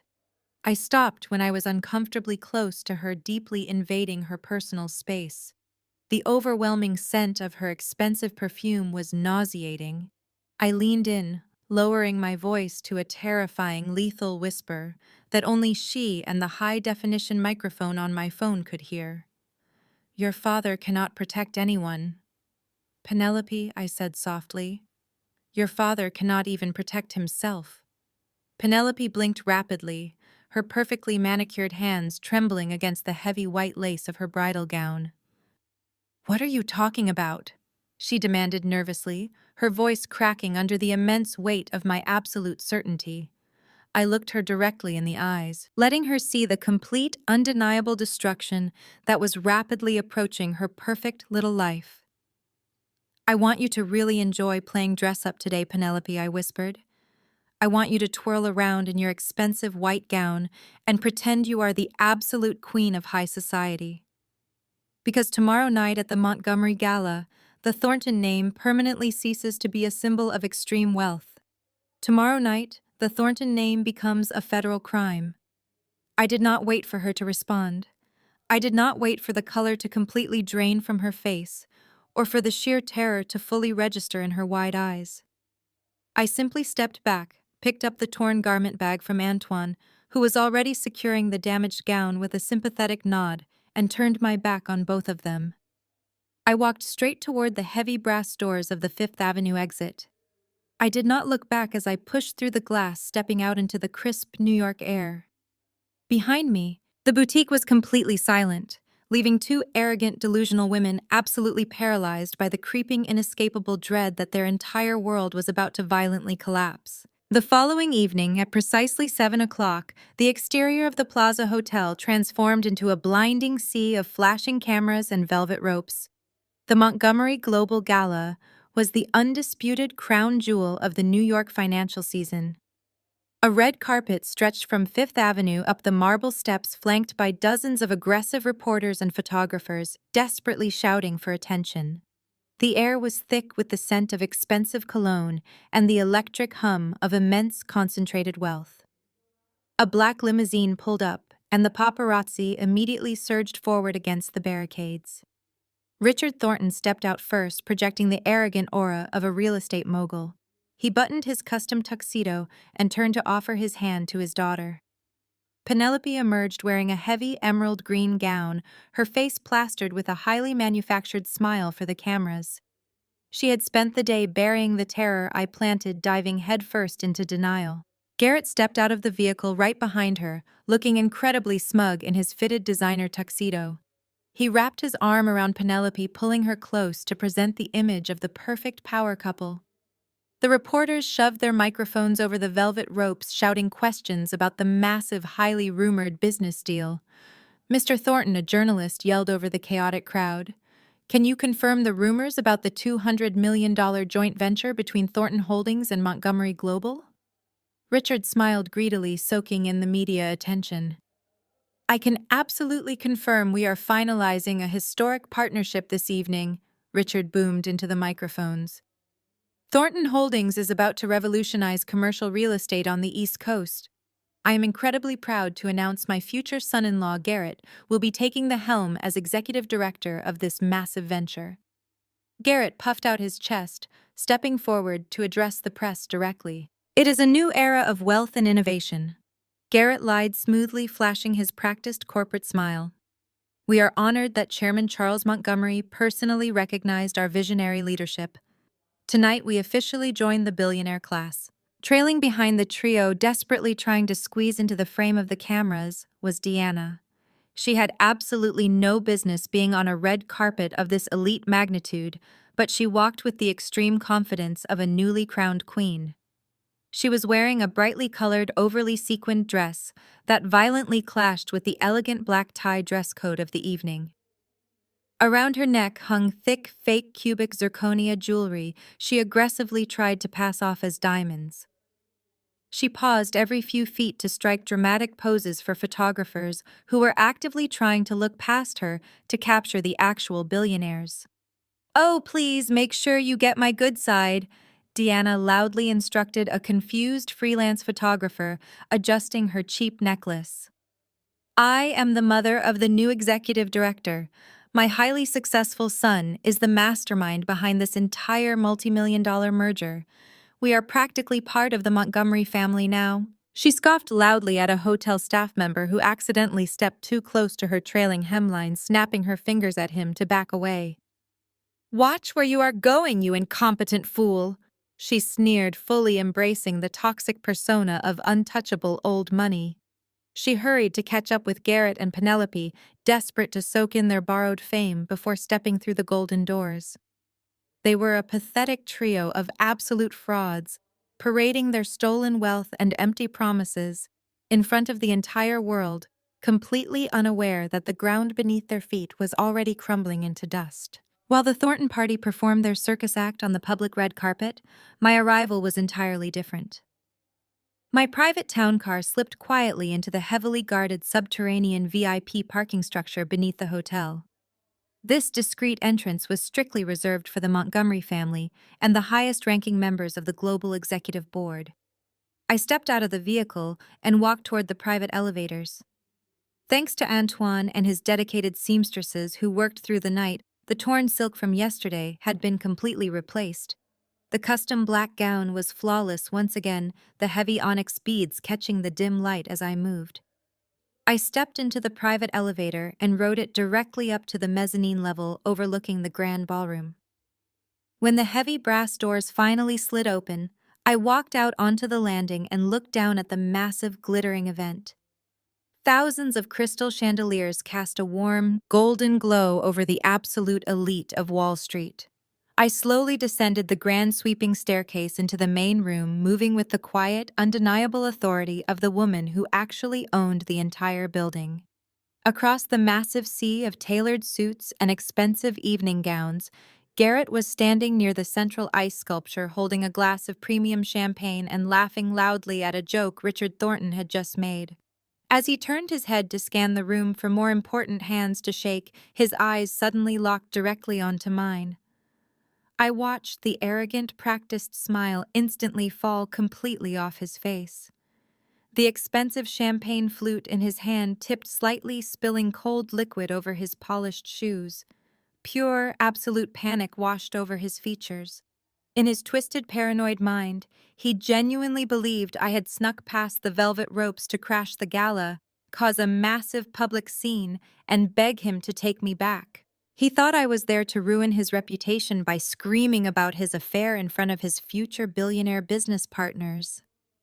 He aggressively shoved his half-empty glass onto a passing waiter's silver tray and frantically began waving his hands, signaling for the massive Plaza Hotel venue security guards stationed near the entrance. He pointed a shaking finger directly at me, loudly ordering the large men in black suits to intercept my path and physically throw me out of the building immediately. 4 men in black suits and earpieces responded to Garrett's frantic gestures. They wove through the crowd of billionaires, forming a tight circle around me. Conversation died down as curious onlookers turned to watch. I stood perfectly still, radiating the absolute authority of a woman who owned the marble beneath her feet. Garrett stormed across the ballroom floor right behind the guards. His face was a twisted mask of sheer panic and uncontrollable rage. His tuxedo was stained with spilled champagne, ruining his manufactured image. Penelope hurried behind him, glaring at me. "What are you doing here?" Garrett hissed, the veins in his neck visibly bulging. "This is a highly exclusive invite, only corporate event. You are completely unhinged, Audrey. Are you stalking us now? Did you think you could sneak past the ropes and crash the most important night of my career to beg?" "Get her out of here immediately," he barked, turning his attention to the largest security guard. "She is trespassing. She has absolutely no business being inside this hotel." The lead guard took a heavy step forward, raising his large hand toward my arm. "Sir, we will handle this," the guard stated in a deep voice. Garrett scoffed. "Handle it aggressively," he demanded. "Do not just walk her out. Drag her out the back exit and call the local precinct. My future father-in-law is Richard Thornton, and he is the primary guest of honor tonight. If you let this woman ruin his evening, he will personally ensure you all lose your jobs tomorrow." Penelope aggressively nodded in agreement, leaning against Garrett's arm. "She is a dangerous stalker." Penelope lied smoothly to the security team, playing the delicate victim. "She assaulted my future mother-in-law yesterday at a boutique. Please get her away from me before she does something violent." The lead guard reached out his thick fingers, inches from the delicate silk of my custom sleeve. Before he could make physical contact, a sharp, authoritative voice cut through the heavy tension. "Take one more step toward her, and you will be blacklisted from private security forever." Everyone froze. The crowd parted slightly, and Malik Washington stepped smoothly into the center of the confrontation. He looked absolutely magnificent. He wore an immaculate tailored midnight blue tuxedo that made Garrett's expensive suit look like a cheap rental. Pinned securely to Malik's lapel was a solid gold VIP access badge, exclusively reserved for the highest level executives managing the gala. Malik did not look at Garrett or Penelope. He locked eyes directly with the lead security guard. "Stand down immediately." Malik ordered, his tone leaving absolutely zero room for negotiation. The security guards hesitated for a fraction of a second, recognizing the supreme authority of the golden badge on his lapel. They swiftly took 2 large steps backward, completely releasing the tight circle they had formed around me. Garrett stared at his brother-in-law in pure, unadulterated shock. His mouth hung open, his eyes darting wildly between Malik's confident face and the VIP badge gleaming under the crystal chandeliers. "Malik, what the hell are you doing here?" Garrett demanded, his confusion quickly morphing back into extreme anger. "Did you sneak in through the kitchen? You are a mid-level lawyer. You do not belong at a Montgomery Global executive gala. Tell these guards to do their jobs and throw my crazy ex-wife out into the street." Malik adjusted his silk cuffs, completely unbothered by Garrett's escalating volume. "I am not sneaking anywhere," Malik replied calmly. "I am the lead auditing attorney representing Montgomery Global for tonight's corporate proceedings. I am here to personally oversee the financial integrity of the joint venture announcements." Garrett let out a loud, obnoxious bark of laughter. It was a desperate sound, the noise of a man desperately clinging to his dying delusions. Lead auditing attorney, Garrett mocked, pointing a trembling finger at Malik. "You really expect me to believe that the mysterious billionaire chairman hired a diversity hire from a second-rate firm to oversee a $200 million deal? You are completely pathetic, Malik. You printed a fake badge just to come here and try to help Audrey ruin my night." Garrett stepped aggressively into Malik's personal space, trying to use his height to physically intimidate his sister's husband. "I am going to have you both thrown in a police cruiser," Garrett threatened, his breath smelling heavily of alcohol and panic. "When Richard Thornton finds out you impersonated a corporate officer to crash his party, he will have you disbarred. You will never practice law in this state again. Now get out of my way before I have the guards remove you too." Malik did not flinch. He did not step back. He simply looked at Garrett with a chilling mixture of extreme pity and absolute disgust. He stood tall, the brilliant lights of the ballroom reflecting in his sharp, intelligent eyes. "You are entirely blinded by your own toxic arrogance," Garrett Malik stated, his voice completely devoid of any warmth. "You spent years insulting my intelligence, my race, and my background because you needed to feel superior. You stole millions of dollars to build a fake empire because you were too weak to earn it yourself. And now you are standing here threatening me with a billionaire who is about to lose everything." Garrett scowled, his face turning an ugly shade of crimson. "You do not know what you are talking about. I run this town." Malik smiled, a slow, extremely dangerous smile that finally made Penelope take a nervous step backward. He looked past Garrett, his eyes sweeping across the massive, opulent ballroom filled with the most powerful people in the country. "No, Garrett, you do not run anything," Malik said, his voice dropping to a lethal, ice-cold whisper. "You are just a pathetic thief playing dress-up, and you have absolutely no idea whose floor you are standing on right now." Before Garrett could even formulate a response to Malik's devastating insult, the entire grand ballroom was suddenly plunged into absolute pitch-black darkness. A collective gasp echoed through the massive crowd of elites.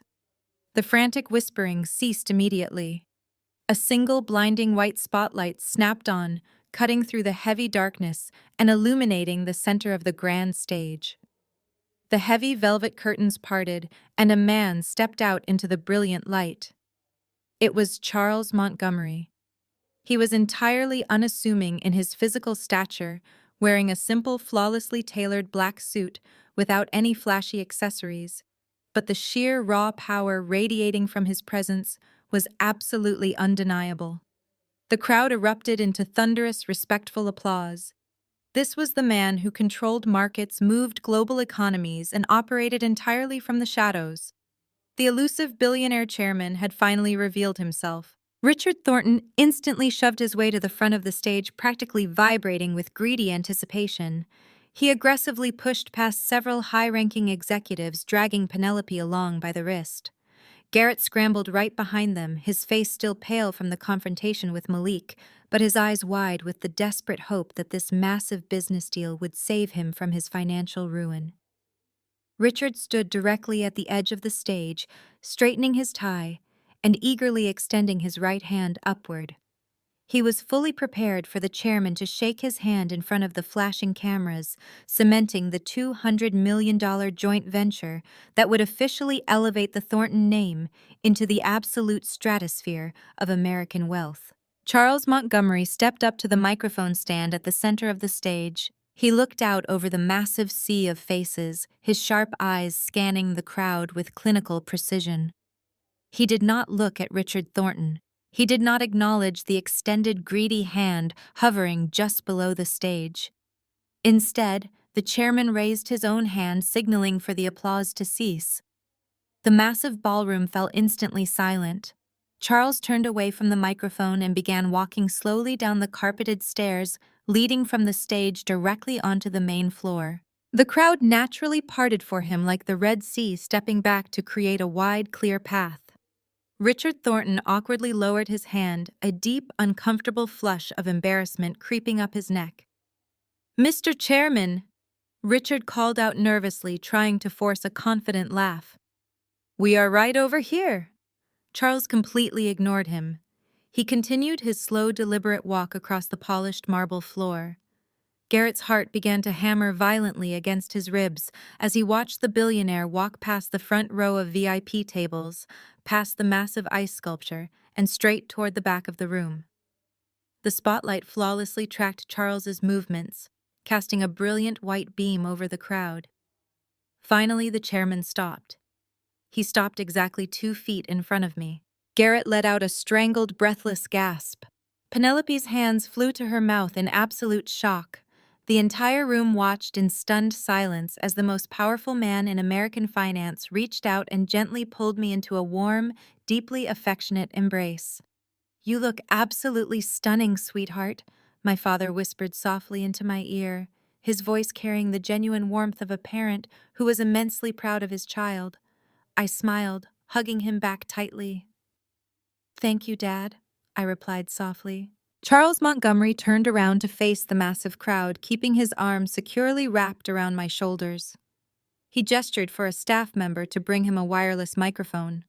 The silence in the room was so absolute you could hear a pin drop. Garrett was trembling so violently that he had to physically lean against Penelope to keep from collapsing onto the floor. My father raised the microphone to his mouth, his eyes locking directly onto Garrett's terrified face. "Ladies and gentlemen!" My father's voice boomed through the massive speakers, echoing with undeniable authority. "Before we discuss any corporate business or potential joint ventures tonight, I have a very important introduction to make." He paused, letting the heavy anticipation build until it was almost unbearable. "Many of you know me as the chairman of Montgomery Global," he continued. "But my most important title has always been kept strictly out of the public eye.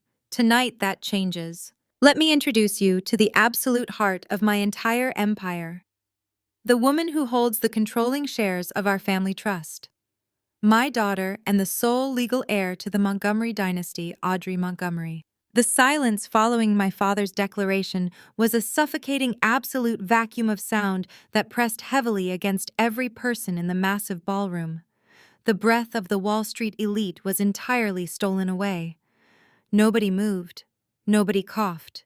The only sound breaking the heavy stillness was the sharp crash of crystal shattering against polished marble.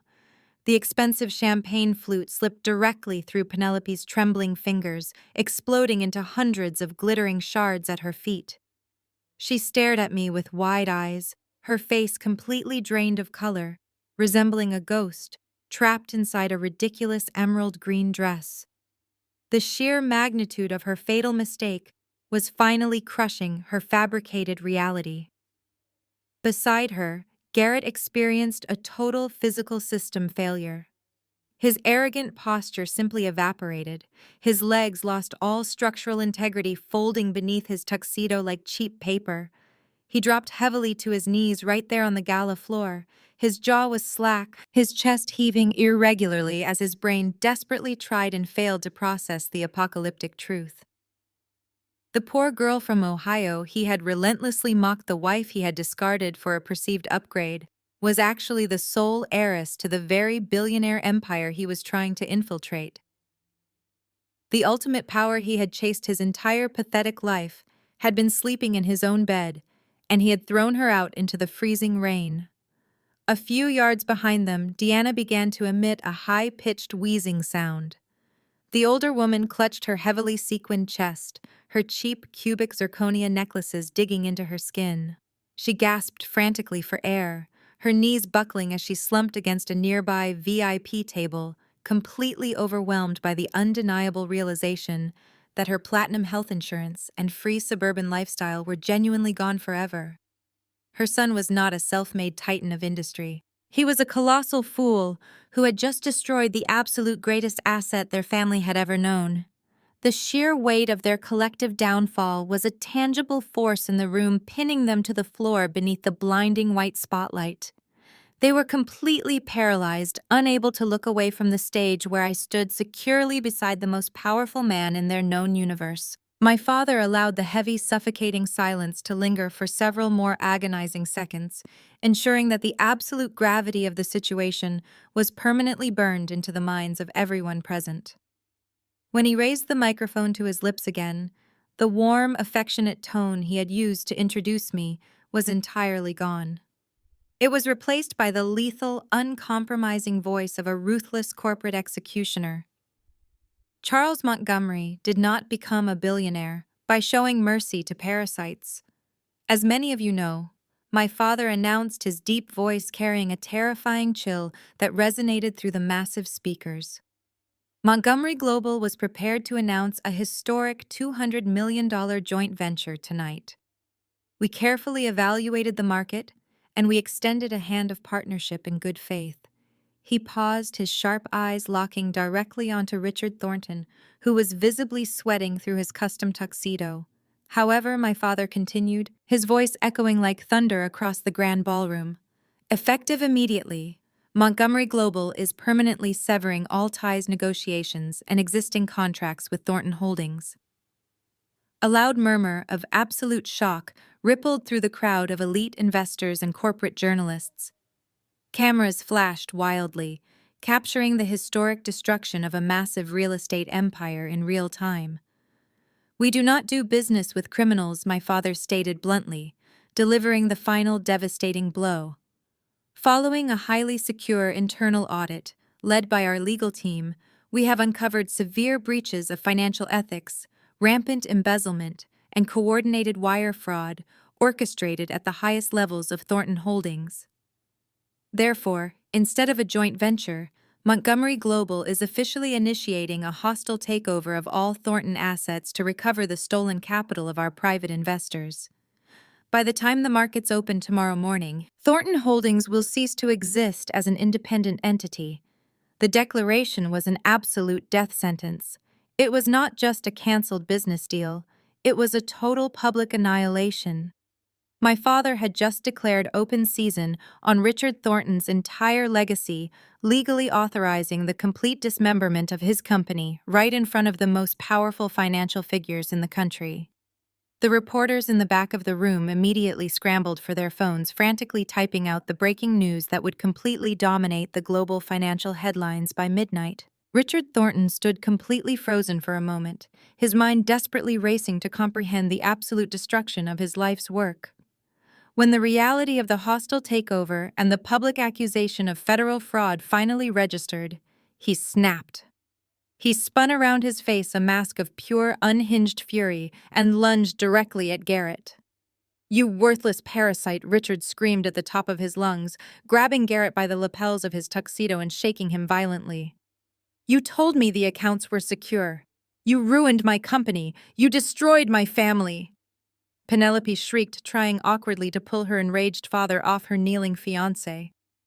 Garrett managed to shove the older man away, his eyes wide with absolute terror. He looked past Richard, past the flashing cameras, and locked his desperate gaze directly onto me. "Audrey, please," Garrett begged, his voice cracking pitifully as he scrambled on his hands and knees across the polished marble floor toward the stage. "Audrey, I am so sorry. You have to stop him.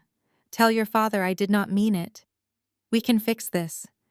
He reached his shaking hand out toward the stairs, but he did not make it any further. Malik Washington stepped forward with flawless precision. With a single sharp gesture from Malik, 4 massive security guards immediately descended upon Garrett. They grabbed him firmly by his shoulders, physically blocking his pathetic attempt to reach me, pinning the ruined man securely to the cold floor. I stepped forward, leaving the warm, protective embrace of my father. I reached out and gently took the wireless microphone directly from his hand. The heavy gold-plated device felt surprisingly light in my grip. I looked down at Garrett, who was currently pinned flat against the cold marble floor by 4 massive security guards. His expensive tuxedo completely ruined his face, pressed humiliatingly against the ground. He was softly crying, a pathetic broken sound that carried absolutely no weight in this room. I did not feel a single ounce of pity for him. I turned my attention away from the sniveling coward and faced the silent, expectant crowd of Wall Street billionaires, corporate journalists, and elite investors. I raised my left hand, gesturing toward the massive technical booth located at the very back of the grand ballroom. A single sharp nod from Malik Washington was all the confirmation I needed. Instantly, the massive, state-of-the-art LED screens stretching across the entire back wall of the stage flashed to brilliant life. The room was bathed in the harsh blue light of the digital projectors. The crowd shifted slightly, expecting to see the slick, highly produced marketing graphics and architectural renderings of the $200 million joint venture that Thornton Holdings had been aggressively promoting for months. Richard Thornton, still breathing heavily from his violent outburst, looked up at the screens with a flicker of desperate hope, perhaps thinking this was all a terrible psychological test, and his presentation was finally starting. But the screens did not display beautiful commercial buildings, rising profit charts, or optimistic market projections. Instead, they projected stark, undeniable reality. The massive digital displays were suddenly flooded with high-definition images of highly classified bank statements, detailed wire transfer logs, and complex forensic accounting webs. The sheer scale of the financial documentation was staggering.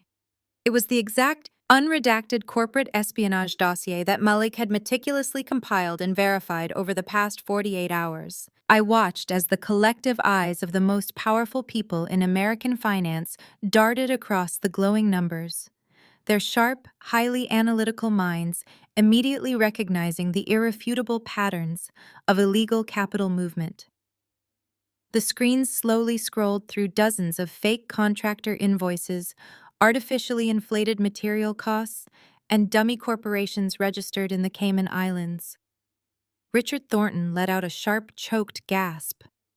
The color completely drained from his face as he stared at his own digital signature boldly displayed next to a fraudulent $20 million offshore wire transfer.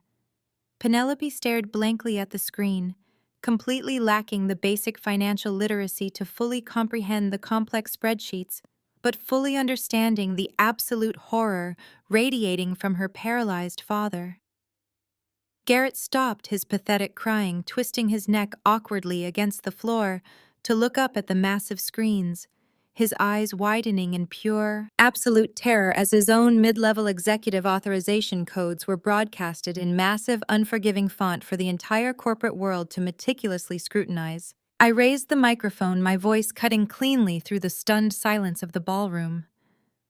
What you are currently looking at, ladies and gentlemen, is the true legacy of Thornton Holdings, I announced clinically, walking slowly across the front of the stage. For the past 3 years, Richard Thornton and his hand-picked executive director Garrett have been operating a highly sophisticated, deeply malicious embezzlement ring. They did not build their fortune through visionary leadership or smart investments. They built it by systematically stealing directly from the very people standing in this room tonight. I clicked a small remote in my hand, and the screen transitioned to a highly detailed pie chart highlighting specific investment funds. I began to clinically break down the exact mechanics of their massive fraud. I pointed to the screen tracking the flow of stolen capital. When Thornton Holdings secured the waterfront development project in Boston last year, they deliberately overreported the cost of raw materials by a staggering 40%. They generated fake invoices from phantom supply companies, companies that Garrett personally registered under an anonymous holding trust. They took the surplus investor capital, funneled it through a series of offshore accounts to wash the origin of the funds, and then deposited it directly into Richard Thornton's private wealth portfolio. They essentially treated your hard-earned investment capital as their own personal slush fund, using it to finance their massive estates, their luxury vehicles, and their ridiculously expensive weddings. A low, dangerous murmur of absolute disgust began to ripple through the elite crowd. These were not people who took kindly to being robbed. Several prominent investors in the front row, men and women who had poured tens of millions of dollars into Thornton projects, crossed their arms, their faces hardening into masks of pure fury. One billionaire CEO pointed a trembling finger at Richard, whispering harshly to his primary legal counsel. The murmurs grew louder, shifting rapidly from shock to aggressive, demanding outrage. They were watching their own money being mapped out in a criminal conspiracy right before their eyes. I clicked the remote one final time. The screen shifted to display a massive, undeniable summary of the stolen funds. The final number rested just north of $85 million. Every single wire transfer, every single fraudulent invoice, and every single unauthorized withdrawal carries the direct verified digital signatures of both Richard and Garrett, Wise stated firmly, ensuring the corporate journalists in the back recorded every single devastating word. Montgomery Global will not allow parasites to infect our financial ecosystem. The hostile takeover we are initiating tonight is strictly to secure the remaining assets so that our partners can be properly reimbursed. Richard Thornton stumbled backward, practically falling into a chair at the nearest VIP table. He grabbed his chest, his breathing shallow and rapid. He looked around the room, making desperate eye contact with men he had called friends and business partners just an hour ago. But every single face staring back at him was filled with lethal contempt. Nobody stepped forward to help him. Nobody offered a word of defense. In that exact crushing moment, the absolute reality of his situation finally crashed down upon him. He was not just facing bankruptcy. He was looking at the undeniable, meticulously documented proof of a massive federal crime. Richard Thornton suddenly realized he was going to spend the rest of his natural life in a federal penitentiary. Before the murmurs of the elite crowd could fully escalate into a chaotic uproar, a deafening sound echoed from the far end of the grand ballroom. The massive brass doors at the main entrance were violently thrown open, crashing heavily against the marble walls. The entire room went dead silent once again. Striding purposefully through the entrance was a highly coordinated team of over 24 federal agents. They wore dark suits and tactical windbreakers, boldly emblazoned with the bright yellow letters of the FBI and the SEC. They moved with absolute terrifying precision, ignoring the gasps of the billionaires and socialites as they marched directly down the center aisle toward the stage. The lead agent, a tall woman with a steely expression, held up a federal warrant. Richard Thornton did not even try to run. He sat frozen in his chair, his face slick with cold sweat as two agents flanked him. Richard Thornton, the lead agent, announced, her voice carrying easily across the silent room. You are under arrest for conspiracy to commit wire fraud, massive corporate embezzlement, and federal money laundering. An agent roughly pulled Richard to his feet, twisting his arms behind his back. The sharp metallic click of heavy steel handcuffs locking around the billionaire's wrists echoed loudly. You have the right to remain silent. The agent continued clinically reading the Miranda rights as Richard slumped forward in total defeat. Anything you say can and will be used against you in a court of law. Simultaneously, a second team of federal agents descended upon Garrett. Malik's private security team smoothly stepped back, handing the ruined man directly over to federal custody. Garrett sobbed uncontrollably as two agents hauled him up from the floor by his armpits. Please, Garrett wailed, tears streaming down his face and mixing with the dirt on his cheek. I was just following orders. Richard made me do it. I will cooperate. I will tell you everything. His pathetic attempts to betray his future father-in-law earned him nothing but a harsh shove. Garrett, you are also under arrest for federal wire fraud and financial conspiracy, the arresting officer stated flatly, securing the handcuffs so tightly they bit into Garrett's wrists. He recited the Miranda rights over the sound of Garrett's loud, desperate weeping. The elite crowd of Wall Street titans watched in absolute fascination. Nobody intervened. They simply observed the violent public execution of a fraudulent empire. As the reality of federal prison finally sank in, Penelope completely snapped. The delicate, spoiled socialite facade she had worn her entire life violently shattered into a million pieces. She looked at her father, who was being marched away in disgrace. She looked at the flashing LED screens displaying the irrefutable evidence of their stolen wealth. And then she looked at Garrett. With a sudden, unhinged shriek of pure rage, Penelope lunged forward. She threw her entire body weight at Garrett before the federal agents could pull him away. She raised her hand and slapped him across the face with such extreme force that the sound cracked through the air like a gunshot. You ruined my entire life!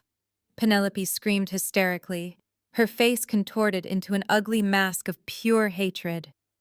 You promised me we were going to be billionaires. You told me you were a genius. You are nothing but a pathetic, incompetent thief. My wedding is destroyed. My reputation is completely dead. I hate you. Garrett flinched, trying to shield his face with his cuffed hands, crying harder as Penelope continued to scream insults at him. Two FBI agents quickly grabbed Penelope by the shoulders, pulling her aggressively away from the sobbing man. Realizing that her anger was achieving absolutely nothing, Penelope's frantic eyes darted wildly around the room until they locked directly onto me. The sheer malice in her expression instantly dissolved, replaced by a desperate, pathetic panic.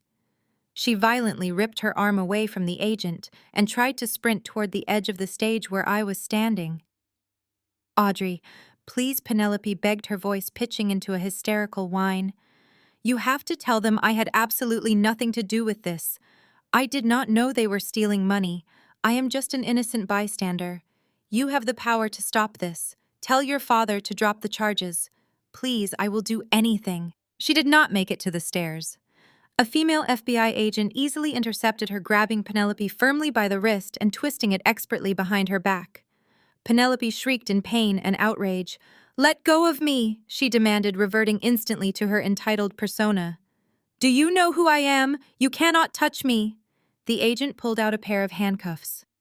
"We know exactly who you are," Penelope, the agent said coldly, snapping the steel bracelets tightly around her delicate wrists. "And you are not an innocent bystander. You are under arrest for conspiracy to commit financial extortion and unlawful tampering with a federally insured banking institution."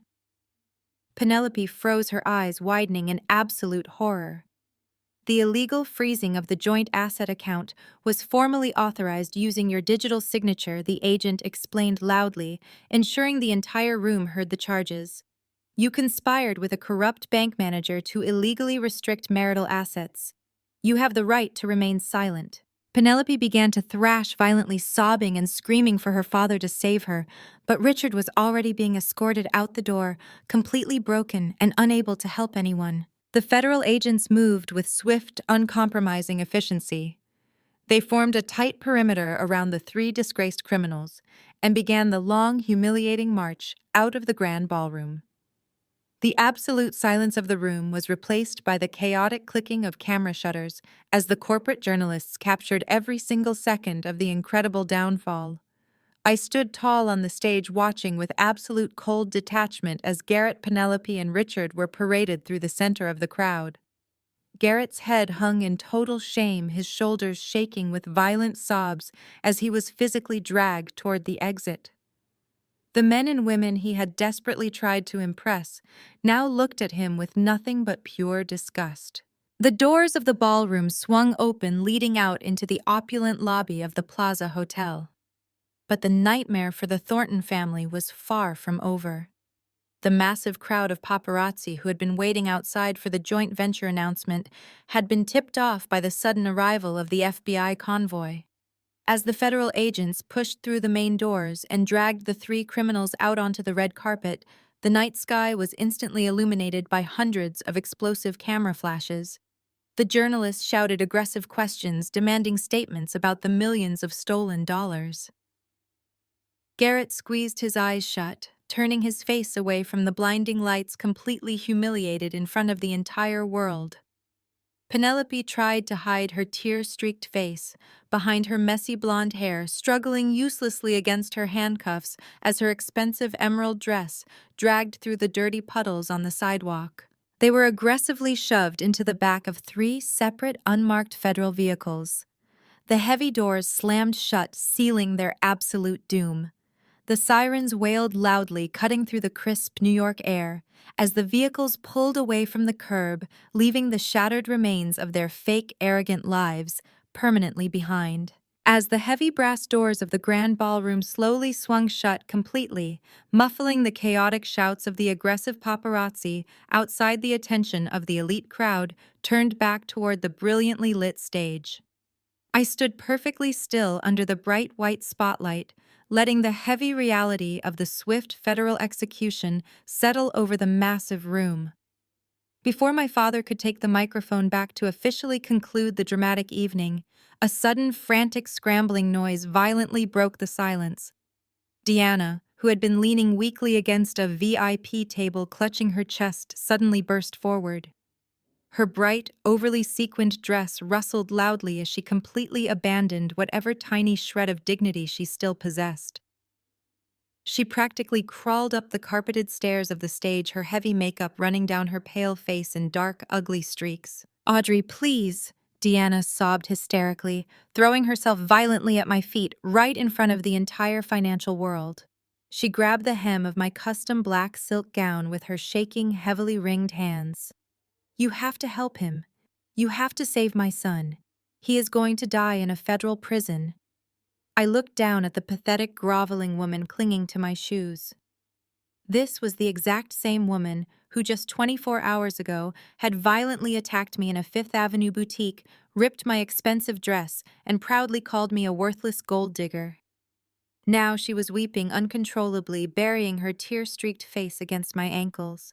"We are still family, Audrey." Deanna wailed loudly, trying to look up at me with desperate, pleading eyes. "You were my daughter for 4 years. I know you have a good heart. You have all this money now. Your father is a billionaire. You can afford to hire the absolute best defense attorneys in the entire country. You can pay his bail tonight. You have to fix this horrible mistake for him." I slowly reached down and firmly pried her desperate fingers off the delicate fabric of my gown. I took a deliberate step backward, removing myself entirely from her toxic reach.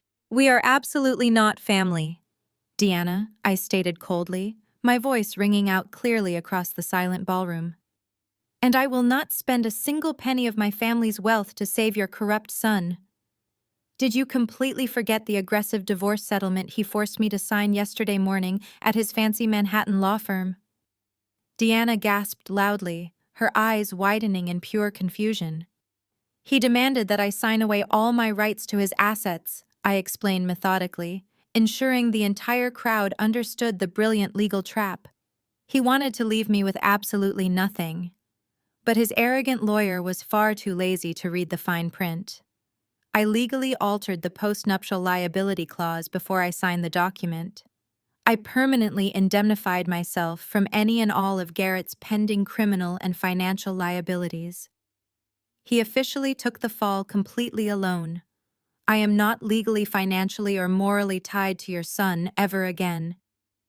Deanna let out a devastated, breathless wail, realizing her son had literally signed his own undeniable death warrant. I turned my back on Deanna in absolute disgust. With a subtle nod from my father, 2 venue security guards swiftly ascended the stairs. They grabbed Deanna by her arms, lifting her unceremoniously from the floor, and dragged her sobbing, kicking form out of the ballroom through a side exit.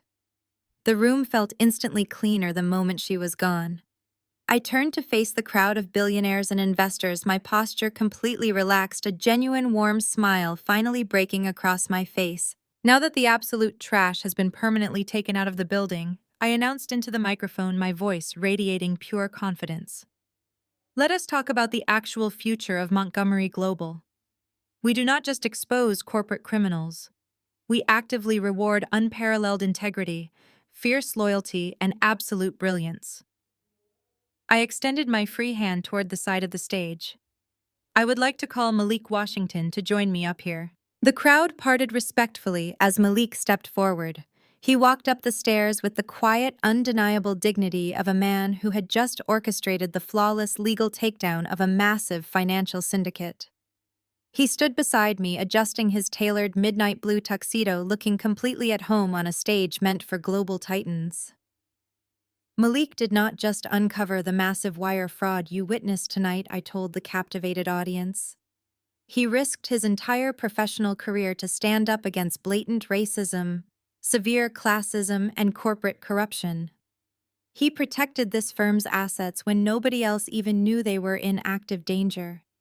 He is the exact kind of brilliant legal mind that Montgomery Global desperately needs to navigate the future." I turned to Malik, handing him a sleek, heavy leather folder that my father had quietly brought onto the stage. "Malik," I said proudly, ensuring my voice reached every corner of the massive room. "Effective immediately, the board of directors is formally appointing you as the new Global Chief Legal Officer of Montgomery Global. Inside that folder is a multi-million-dollar 10-year guaranteed contract." Malik stared at the leather folder, visibly moved by the massive, life-changing promotion. He opened it, seeing the astronomical numbers printed on the heavy corporate stock. A sudden, piercing shriek of absolute joy erupted from the middle of the ballroom. It was Clara Garrett's younger sister and Malik's fiercely loyal wife. She was jumping up and down in her elegant evening gown, tears of pure happiness streaming down her face as she clapped wildly for her husband. The elite crowd immediately followed her lead. The room erupted into a massive, deafening standing ovation. Billionaire CEOs and ruthless Wall Street investors stood on their feet, clapping enthusiastically for the brilliant attorney who had just saved them millions of dollars. Malik closed the folder, a wide, triumphant smile spreading across his handsome face. He stepped forward and wrapped me in a tight, brotherly hug. "Thank you, Audrey," he whispered sincerely over the roaring sound of the applause. I hugged him back just as tightly. "No, Malik," I replied softly. "Thank you for never underestimating me." He pulled back, shaking my father's hand firmly. The flashing cameras of the remaining corporate photographers captured the powerful historic moment. The Thornton legacy was completely dead and buried in federal disgrace, but standing right there under the brilliant white spotlight, our newly forged empire was just beginning to rise. The bright flashbulbs of the photographers faded behind me as I walked out through the heavy brass doors of the Plaza Hotel. I stepped out into the crisp, cool New York air, taking a deep, cleansing breath for what felt like the very first time in 4 years. The chaotic energy of the city swirled around the grand entrance, but I felt nothing but absolute perfect peace. My father walked proudly beside me, his presence a comforting anchor after the sheer madness of the evening. A sleek black armored limousine was waiting quietly at the curb, its engine humming smoothly. A uniformed driver quickly stepped forward, opening the heavy rear door with a respectful bow.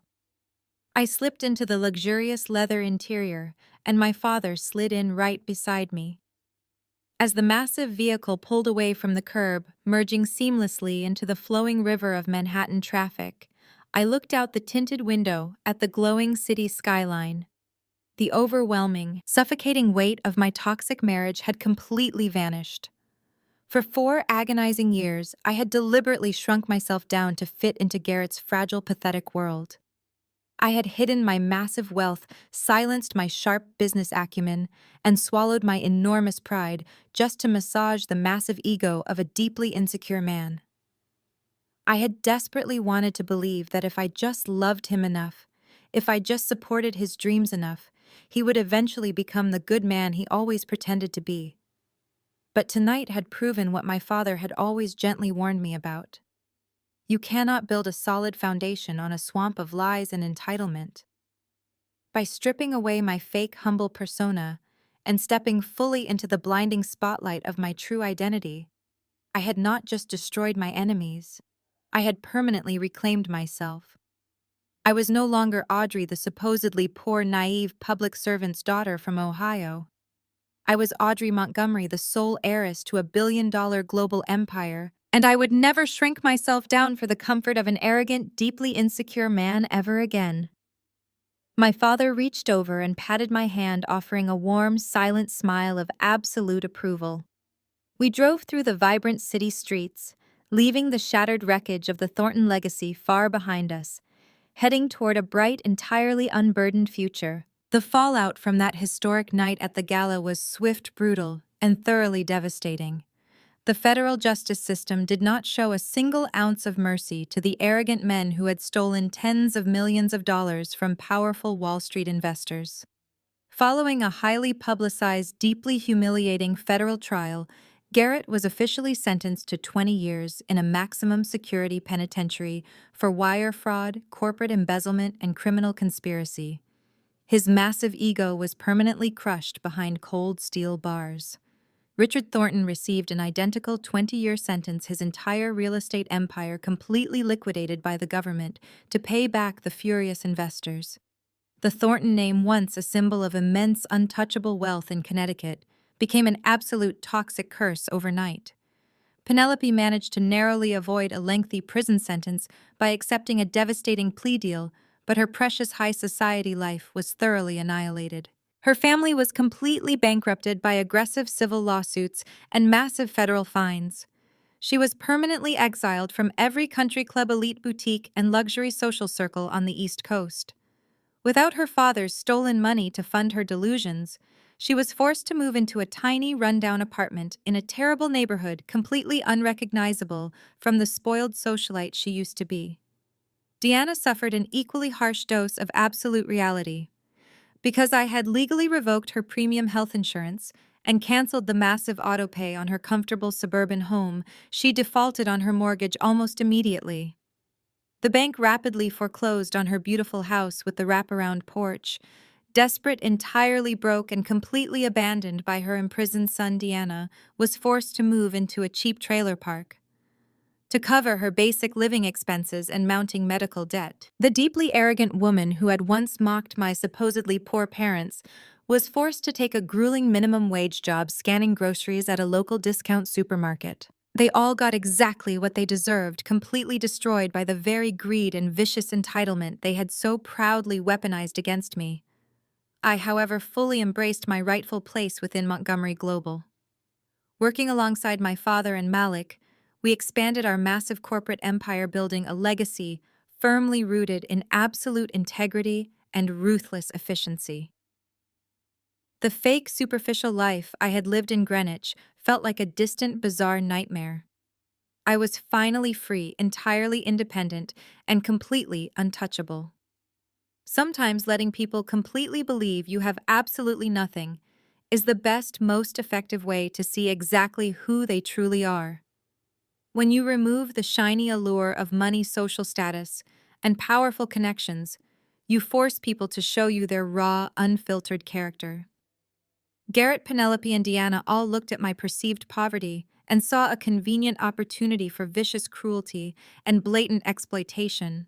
They played a dangerous, arrogant game with a woman they entirely underestimated, and they severely burned their entire lives to the ground in the process.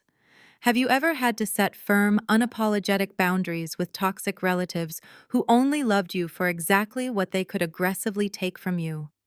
Have you ever had someone look completely down on you only for them to absolutely realize they were playing with fire? How did you reclaim your power and walk away from their manipulation? Let me know your personal stories of sweet revenge and personal triumph in the comments below. I read every single one of them. Hit the like button and subscribe for more stories about navigating toxic families, discovering your true worth, and delivering absolute, unapologetic justice.